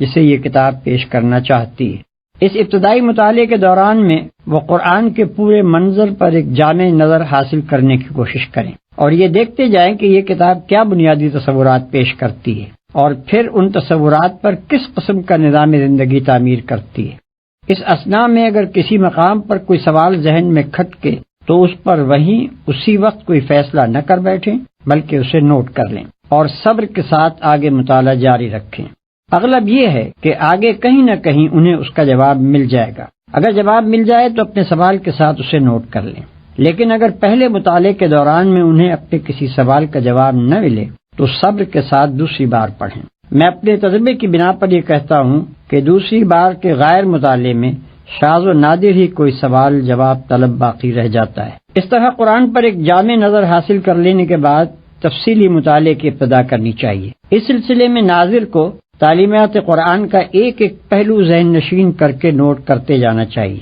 مثلاً وہ اس بات کو سمجھنے کی کوشش کرے کہ انسانیت کا کون سا نمونہ ہے جسے قرآن پسندیدہ قرار دیتا ہے اور کس نمونے کے انسان اس کے نزدیک مبغوض و مردود ہیں۔ اس مضمون کو اچھی طرح اپنی گرفت میں لانے کے لیے اس کو چاہیے کہ اپنی کاپی پر ایک طرف پسندیدہ انسان اور دوسری طرف ناپسندیدہ انسان کی خصوصیات آمنے سامنے نوٹ کرتا چلا جائے، یا مثلاً وہ یہ معلوم کرنے کی کوشش کرے کہ قرآن کے نزدیک انسان کی فلاح و نجات کا مدار کن امور پر ہے اور کیا چیزیں ہیں جن کو وہ انسان کے لیے نقصان اور ہلاکت اور بربادی کا موجب قرار دیتا ہے۔ اس مضمون کو بھی وضاحت اور تفصیل کے ساتھ جاننے کا صحیح طریقہ یہ ہے کہ آدمی اپنی کاپی پر موجبات فلاح اور موجبات خسران کے 2 عنوانات ایک دوسرے کے مقابل قائم کر لے اور مطالعہ قرآن کے دوران میں روزانہ دونوں قسم کی چیزوں کو نوٹ کرتا جائے۔ علی ھذا القیاس عقائد، اخلاق، حقوق، فرائض، معاشرت، تمدن، معیشت، سیاست، قانون، نظم جماعت، صلح، جنگ اور دوسرے مسائل زندگی میں سے ایک ایک کے متعلق قرآن کی ہدایات کو آدمی نوٹ کرتا چلا جائے اور یہ سمجھنے کی کوشش کرے کہ ان میں سے ہر شعبے کی مجموعی شکل کیا بنتی ہے اور پھر ان سب کو ملا کر جوڑ دینے سے پورا نقشہ زندگی کس قسم کا بنتا ہے۔ پھر جب آدمی کسی خاص مسئلہ زندگی کے بارے میں تحقیق کرنا چاہے کہ قرآن کا نقطہ نظر اس کے متعلق کیا ہے تو اس کے لیے عمدہ طریقہ یہ ہے کہ پہلے وہ اس مسئلے کے متعلق قدیم و جدید لٹریچر کا گہرا مطالعہ کر کے واضح طور پر یہ معلوم کر لے کہ اس مسئلے کے بنیادی نکات کیا ہیں، انسان نے اب تک اس پر کیا سوچا اور سمجھا ہے، کیا امور اس میں تصفیہ طلب ہیں اور کہاں جا کر انسانی فکر کی گاڑی اٹک جاتی ہے۔ اس کے بعد انہی تصفیہ طلب مسائل کو نگاہ میں رکھ کر آدمی کو قرآن کا مطالعہ کرنا چاہیے۔ میرا تجربہ ہے کہ اس طرح جب آدمی کسی مسئلے کی تحقیق کے لیے قرآن پڑھنے بیٹھتا ہے تو اسے ایسی ایسی آیتوں میں اپنے سوالات کا جواب ملتا ہے جنہیں وہ اس سے پہلے 20 مرتبہ پڑھ چکا ہوتا ہے، اور کبھی اس کے حاشیہ خیال میں بھی یہ بات نہیں آتی کہ یہاں یہ مضمون بھی چھپا ہوا ہے۔ لیکن فہم قرآن کی ان ساری تدبیروں کے باوجود آدمی قرآن کی روح سے پوری طرح آشنا نہیں ہونے پاتا جب تک کہ عملاً وہ کام نہ کرے جس کے لیے قرآن آیا ہے۔ یہ محض نظریات اور خیالات کی کتاب نہیں ہے کہ آپ آرام کرسی پر بیٹھ کر اسے پڑھیں اور اس کی ساری باتیں سمجھ جائیں۔ یہ دنیا کے عام تصور مذہب کے مطابق ایک نری مذہبی کتاب بھی نہیں ہے کہ مدرسے اور خانقاہ میں اس کے سارے رموز حل کر لیے جائیں، جیسا کہ اس مقدمے کے آغاز میں بتایا جا چکا ہے۔ یہ ایک دعوت اور تحریک کی کتاب ہے۔ اس نے آتے ہی ایک خاموش، تباہ اور نیک نہاد انسان کو گوشہ عزلت سے نکال کر خدا سے پھری ہوئی دنیا کے مقابلے میں لا کھڑا کیا، باطل کے خلاف اس سے آواز اٹھوائی، اور وقت کے علمبرداران نے کفر و فسق و ضلالت سے اس کو لڑا دیا۔ گھر گھر سے ایک ایک سعید روح اور پاکیزہ نفس کو کھینچ کھینچ کر لائی، اور دائی حق کے جھنڈے تلے ان سب کو اکٹھا کیا۔ گوشے گوشے سے ایک ایک فتنہ جو اور فساد پرور کو بھڑکا کر اٹھایا اور حامیان حق سے ان کی جنگ کرائی۔ ایک فرد واحد کی پکار سے اپنا کام شروع کر کے خلافت الہیہ کے قیام تک پورے 23 سال یہی کتاب اس عظیم الشان تحریک کی رہنمائی کرتی رہی، اور حق و باطل کی اس طویل و جانگسل کشمکش کے دوران میں ایک ایک منزل اور ایک ایک مرحلے پر اسی نے تخریب کے ڈھنگ اور تعمیر کے نقشے بتائے۔ اب بھلا یہ کیسے ممکن ہے کہ آپ سرے سے نزاع کفر و دین اور مارکہ اسلام و جاہلیت کے میدان میں قدم ہی نہ رکھیں، اور اس کشمکش کی کسی منزل سے گزرنے کا آپ کو اتفاق ہی نہ ہوا ہو، اور پھر محض قرآن کے الفاظ پڑھ پڑھ کر اس کی ساری حقیقتیں آپ کے سامنے بے نقاب ہو جائیں؟ اسے تو پوری طرح آپ اسی وقت سمجھ سکتے ہیں جب اسے لے کر اٹھیں اور دعوت اللہ کا کام شروع کریں، اور جس جس طرح یہ کتاب ہدایت دیتی جائے اس طرح قدم اٹھاتے چلے جائیں۔ تب وہ سارے تجربات آپ کو پیش آئیں گے جو نزول قرآن کے وقت پیش آئے تھے۔ مکے اور حبش اور طائف کی منزلیں بھی آپ دیکھیں گے، اور بدر و احد سے لے کر حنین اور تبوک تک کے مراحل بھی آپ کے سامنے آئیں گے۔ ابو جہل اور ابو لہب سے بھی آپ کو واسطہ پڑے گا، منافقین اور یہود بھی آپ کو ملیں گے، اور سابقین اولین سے لے کر مؤلفۃ القلوب تک سبھی طرح کے انسانی نمونے آپ دیکھ بھی لیں گے اور برت بھی لیں گے۔ یہ ایک اور ہی قسم کا سلوک ہے جس کو میں سلوک قرآنی کہتا ہوں۔ اس سلوک کی شان یہ ہے کہ اس کی جس منزل سے آپ گزرتے جائیں گے، قرآن کی کچھ آیتیں اور صورتیں خود سامنے آ کر آپ کو بتاتی چلی جائیں گی کہ وہ اسی منزل میں اتری تھی اور یہ ہدایت لے کر آئی تھی۔ اس وقت یہ تو ممکن ہے کہ لغت اور نحو اور معنی اور بیان کے کچھ نکات سالک کی نگاہ سے چھپے رہ جائیں، لیکن یہ ممکن نہیں ہے کہ قرآن اپنی روح کو اس کے سامنے بے نقاب کرنے سے بخل برت جائے۔ پھر اسی کلیے کے مطابق قرآن کے احکام، اس کی اخلاقی تعلیمات، اس کی معاشی اور تمدنی ہدایات اور زندگی کے مختلف پہلوؤں کے بارے میں اس کے بتائے ہوئے اصول و قوانین آدمی کی سمجھ میں اس وقت تک آ ہی نہیں سکتے جب تک کہ وہ عملاً ان کو برت کر نہ دیکھے۔ نہ وہ فرد اس کتاب کو سمجھ سکتا ہے جس نے اپنی انفرادی زندگی کو اس کی پیروی سے آزاد کر رکھا ہو، اور نہ وہ قوم اس سے آشنا ہو سکتی ہے جس کے سارے ہی اجتماعی ادارے اس کی بنائی ہوئی روش کے خلاف چل رہے ہیں۔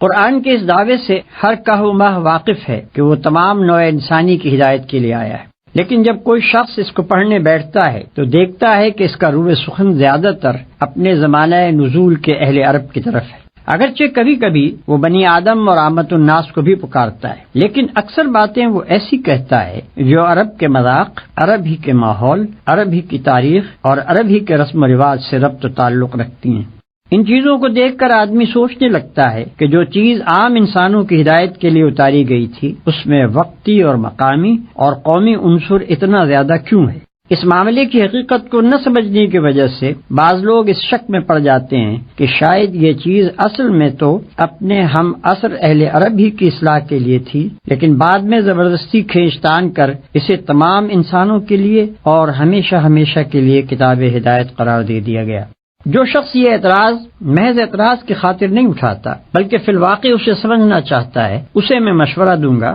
کہ وہ پہلے خود قرآن کو پڑھ کر ذرا ان مقامات پر نشان لگائے جہاں اس نے کوئی ایسا عقیدہ یا خیال یا تصور پیش کیا ہو یا کوئی ایسا اخلاقی اصول یا عملی قاعدہ و ضابطہ بیان کیا ہو جو صرف عرب ہی کے لیے مخصوص ہو اور جس کو وقت اور زمانے اور مقام نے فی الواقع محدود کر رکھا ہو۔ محض یہ بات کہ وہ ایک خاص مقام اور زمانے کے لوگوں کو خطاب کر کے ان کے مشرکانہ عقائد اور رسوم کی تردید کرتا ہے اور انہی کے گرد و پیش کی چیزوں کو مواد استدلال کے طور پر لے کر توحید کے دلائل قائم کرتا ہے، یہ فیصلہ کر دینے کے لیے کافی نہیں ہے کہ اس کی دعوت اور اس کا اپیل بھی وقتی اور مقامی ہے۔ دیکھنا یہ چاہیے کہ شرک کی تردید میں جو کچھ وہ کہتا ہے کیا وہ دنیا کے ہر شرک پر اسی طرح چسپاں نہیں ہوتا جس طرح مشرکین عرب کے شرک پر چسپاں ہوتا تھا؟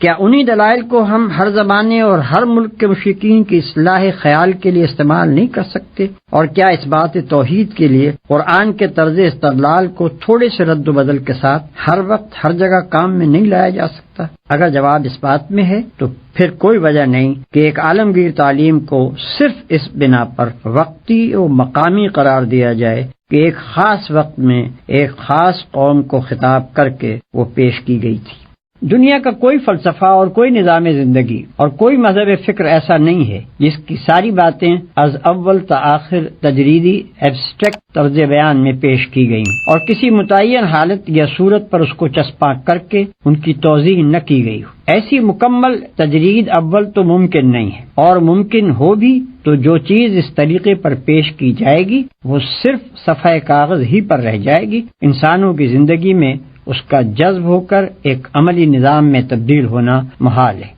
پھر کسی فکری و اخلاقی اور تمدنی تحریک کو اگر بین الاقوامی پیمانے پر پھیلانا مقصود ہو تو اس کے لیے بھی یہ قطعاً ضروری نہیں ہے، بلکہ سچ یہ ہے کہ مفید بھی نہیں ہے کہ شروع سے اس کو بالکل ہی بین الاقوامی بنانے کی کوشش کی جائے۔ در حقیقت اس کا صحیح عملی طریقہ صرف ایک ہی ہے، اور وہ یہ ہے کہ جن افکار اور نظریات اور اصولوں پر وہ تحریک انسانی زندگی کے نظام کو قائم کرنا چاہتی ہے انہیں پوری قوت کے ساتھ خود اس ملک میں پیش کیا جائے جہاں سے اس کی دعوت اٹھی ہو، ان لوگوں کے ذہن نشین کیا جائے جن کی زبان اور مزاج اور عادات و خصائل سے اس تحریک کے داعی بخوبی واقف ہوں، اور پھر اپنے ہی ملک میں ان اصولوں کو عملاً برت کر اور ان پر ایک کامیاب نظام زندگی چلا کر دنیا کے سامنے نمونہ پیش کیا جائے۔ تبھی دوسری قومیں اس کی طرف توجہ کریں گی اور ان کے ذہین آدمی خود آگے بڑھ کر اسے سمجھنے اور اپنے ملک میں رواج دینے کی کوشش کریں گے۔ لہذا محض یہ بات کہ کسی نظام فکر و عمل کو ابتداً ایک ہی قوم کے سامنے پیش کیا گیا تھا اور اس استدلال کا سارا زور اسی کو سمجھانے اور مطمئن کرنے پر صرف کر دیا گیا تھا، اس امر کی دلیل نہیں ہے کہ وہ نظام فکر و عمل محض قومی ہے۔ فی الواقع جو خصوصیات ایک قومی نظام کو ایک بین الاقوامی نظام سے اور ایک وقتی نظام کو ایک ابدی نظام سے ممیز کرتی ہیں وہ یہ ہیں کہ قومی نظام یا تو ایک قوم کی برتری اور اس کے مخصوص حقوق کا مدعی ہوتا ہے یا اپنے اندر کچھ ایسے اصول اور نظریات رکھتا ہے جو دوسری اقوام میں نہیں چل سکتے۔ اس کے برعکس جو نظام بین الاقوامی ہوتا ہے وہ تمام انسانوں کو برابر کا درجہ اور برابر کے حقوق دینے کے لیے تیار ہوتا ہے اور اس کے اصولوں میں بھی عالمگیریت پائی جاتی ہے۔ اسی طرح ایک وقتی نظام لازمی طور پر اپنی بنیاد کچھ ایسے اصولوں پر رکھتا ہے جو زمانے کی چند پلٹیوں کے بعد صریحاً ناقابل عمل ہو جاتے ہیں، اور اس کے برعکس ایک ابدی نظام کے اصول تمام بدلتے ہوئے حالات پر منطبق ہوتے چلے جاتے ہیں۔ ان خصوصیات کو نگاہ میں رکھ کر کوئی شخص خود قرآن کو پڑھے اور ان چیزوں کو ذرا متعین کرنے کی کوشش کرے جن کی بنا پر واقعی یہ گمان کیا جا سکتا ہو کہ قرآن کا پیش کردہ نظام وقتی اور قومی ہے۔ قرآن کے متعلق یہ بات بھی ایک عام ناظر کے کان میں پڑی ہوئی ہوتی ہے کہ یہ ایک مفصل ہدایت نامہ اور ایک کتاب عین ہے، مگر جب وہ اسے پڑھتا ہے تو اس میں معاشرت اور تمدن اور سیاست اور معیشت وغیرہ کے تفصیلی احکام و ضوابط اس کو نہیں ملتے، بلکہ وہ دیکھتا ہے کہ نماز اور زکوٰۃ جیسے فرائض کے متعلق بھی جن پر قرآن بار بار اس قدر زور دیتا ہے اس نے کوئی ایسا ضابطہ تجویز نہیں کیا ہے جس میں تمام ضروری احکام کی تفصیل درج ہو۔ یہ چیز بھی آدمی کے ذہن میں خلجان پیدا کرتی ہے کہ آخر یہ کس معنی میں ہدایت نامہ ہے۔ اس معاملے میں ساری الجھن صرف اس لیے پیدا ہوتی ہے کہ آدمی کی نگاہ سے حقیقت کا ایک پہلو بالکل اوجھل رہ جاتا ہے، یعنی یہ کہ خدا نے صرف کتاب ہی نازل نہیں کی تھی بلکہ ایک پیغمبر بھی مبعوث فرمایا تھا۔ اگر اصل اسکیم یہ ہو کہ بس ایک نقشہ تعمیر لوگوں کو دے دیا جائے اور لوگ اس کے مطابق خود عمارت بنا لیں تو اس صورت میں بلا شبہ تعمیر کے ایک ایک جز کی تفصیل ہم کو ملنی چاہیے، لیکن جب تعمیری ہدایات کے ساتھ ایک انجینئر بھی سرکاری طور پر مقرر کر دیا جائے اور وہ ان ہدایات کے مطابق ایک عمارت بنا کر کھڑی کر دے تو پھر انجینئر اور اس کی بنائی ہوئی عمارت کو نظر انداز کر کے صرف نقشے ہی میں تمام جزیات کی تفصیل تلاش کرنا اور پھر اسے نہ پا کر نقشے کی ناتمامی کا شکوہ کرنا غلط ہے۔ قرآن جزیات کی کتاب نہیں ہے بلکہ اصول اور کلیات کی کتاب ہے۔ اس کا اصل کام یہ ہے کہ نظام اسلامی کی فکری اور اخلاقی بنیادوں کو پوری وضاحت کے ساتھ نہ صرف پیش کرے بلکہ عقلی استدلال اور جذباتی اپیل دونوں کے ذریعے سے خوب مستحکم بھی کر دے۔ اب رہی اسلامی زندگی کی عملی صورت، تو اس معاملے میں وہ انسان کی رہنمائی اس طریقے سے نہیں کرتا کہ زندگی کے ایک ایک پہلو کے متعلق تفصیلی ضابطے اور قوانین بتائے، بلکہ وہ ہر شعبہ زندگی کے حدود اربع بتا دیتا ہے اور نمایاں طور پر چند گوشوں میں سنگ نشان کھڑے کر دیتا ہے جو اس بات کا تعین کر دیتے ہیں کہ اللہ تعالیٰ کی مرضی کے مطابق ان شعبوں کی تشکیل و تعمیر کن خطوط پر ہونی چاہیے۔ ان ہدایات کے مطابق عملاً اسلامی زندگی کی صورت گری کرنا نبی صلی اللہ علیہ وسلم کا کام تھا۔ انہیں معمور ہی اس لیے کیا گیا تھا کہ دنیا کو اس انفرادی سیرت و کردار اور اس معاشرے اور ریاست کا نمونہ دکھا دیں جو قرآن کے دیے ہوئے اصولوں کی عملی تعبیر و تفسیر ہو۔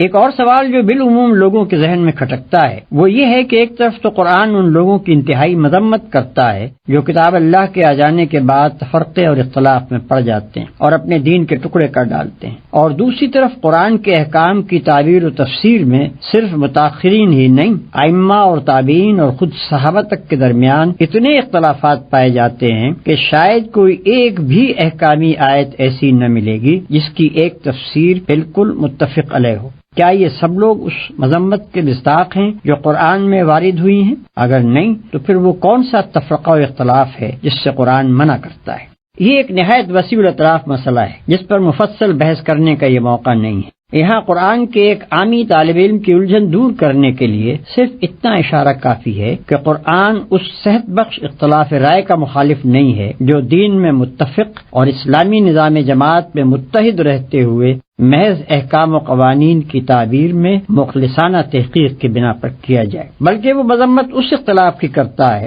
جو نفسانیت اور کج نگاہی سے شروع ہو اور فرقہ بندی اور نزاع باہمی تک نوبت پہنچا دے۔ یہ دونوں قسم کے اختلاف نہ اپنی حقیقت میں یکساں ہیں اور نہ اپنے نتائج میں ایک دوسرے سے کوئی مشابہت رکھتے ہیں کہ دونوں کو ایک ہی لکڑی سے ہانک دیا جائے۔ پہلی قسم کا اختلاف تو ترقی کی جان اور زندگی کی روح ہے۔ وہ ہر اس سوسائٹی میں پایا جائے گا جو عقل و فکر رکھنے والے لوگوں پر مشتمل ہو۔ اس کا پایا جانا زندگی کی علامت ہے اور اس سے خالی صرف وہی سوسائٹی ہو سکتی ہے جو ذہین انسانوں سے نہیں بلکہ لکڑی کے کندوں سے مرکب ہو۔ رہا دوسری قسم کا اختلاف جو ایک دنیا جانتی ہے کہ اس نے جس گروہ میں بھی سر اٹھایا اس کو پراگندہ کر کے چھوڑا، اس کا رونما ہونا صحت کی نہیں بلکہ مرض کی علامت ہے اور اس کے نتائج کبھی کسی امت کے حق میں بھی مفید نہیں ہو سکتے۔ ان دونوں قسم کے اختلافات کا فرق واضح طور پر یوں سمجھیے کہ ایک صورت تو وہ ہے جس میں خدا اور رسول کی اطاعت پر جماعت کے سب لوگ متفق ہوں، احکام کا ماخذ بھی بالاتفاق قرآن و سنت کو مانا جائے،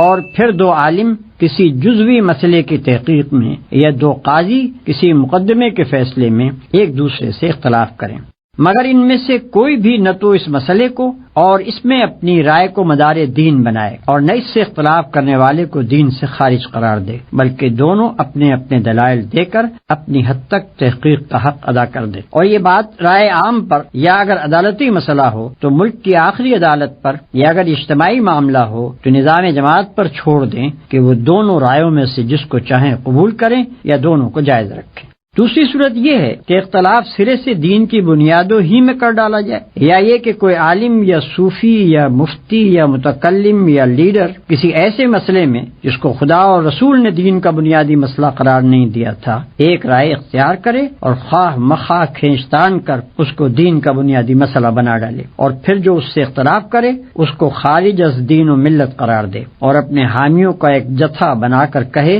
کہ اصل امت مسلمہ بس یہ ہے اور باقی سب جہنمی ہیں، اور ہانک پکار کر کہے کہ مسلم ہے تو بس اس جتھے میں آ جا ورنہ تو مسلم ہی نہیں ہے۔ قرآن نے جہاں کہیں بھی اختلاف و فرقہ بندی کی مخالفت کی ہے اس سے اس کی مراد یہ دوسری قسم کا اختلاف ہی ہے۔ رہا پہلی قسم کا اختلاف تو اس کی متعدد مثالیں خود نبی صلی اللہ علیہ وسلم کے سامنے پیش آ چکی تھیں، اور آپ نے صرف یہی نہیں کہ اس کو جائز رکھا بلکہ اس کی تحسین بھی فرمائی، اس لیے کہ وہ اختلاف تو اس بات کا پتہ دیتا ہے کہ جماعت میں غور و فکر اور تحقیق و تجسس اور فہم و تفقع کی صلاحیتیں موجود ہیں، اور جماعت کے ذہین لوگوں کو اپنے دین سے اور اس کے احکام سے دلچسپی ہے، اور ان کی ذہانتیں اپنے مسائل زندگی کا حل دین کے باہر نہیں بلکہ اس کے اندر ہی تلاش کرتی ہیں، اور جماعت بحیثیت مجموعی اس زرین قاعدے پر عامل ہے کہ اصول میں متفق رہ کر اپنی وحدت برقرار رکھے، اور پھر اپنے اہل علم و فکر کو صحیح حدود کے اندر تحقیق و اجتہاد کی آزادی دے کر ترقی کے مواقع بھی باقی رکھے۔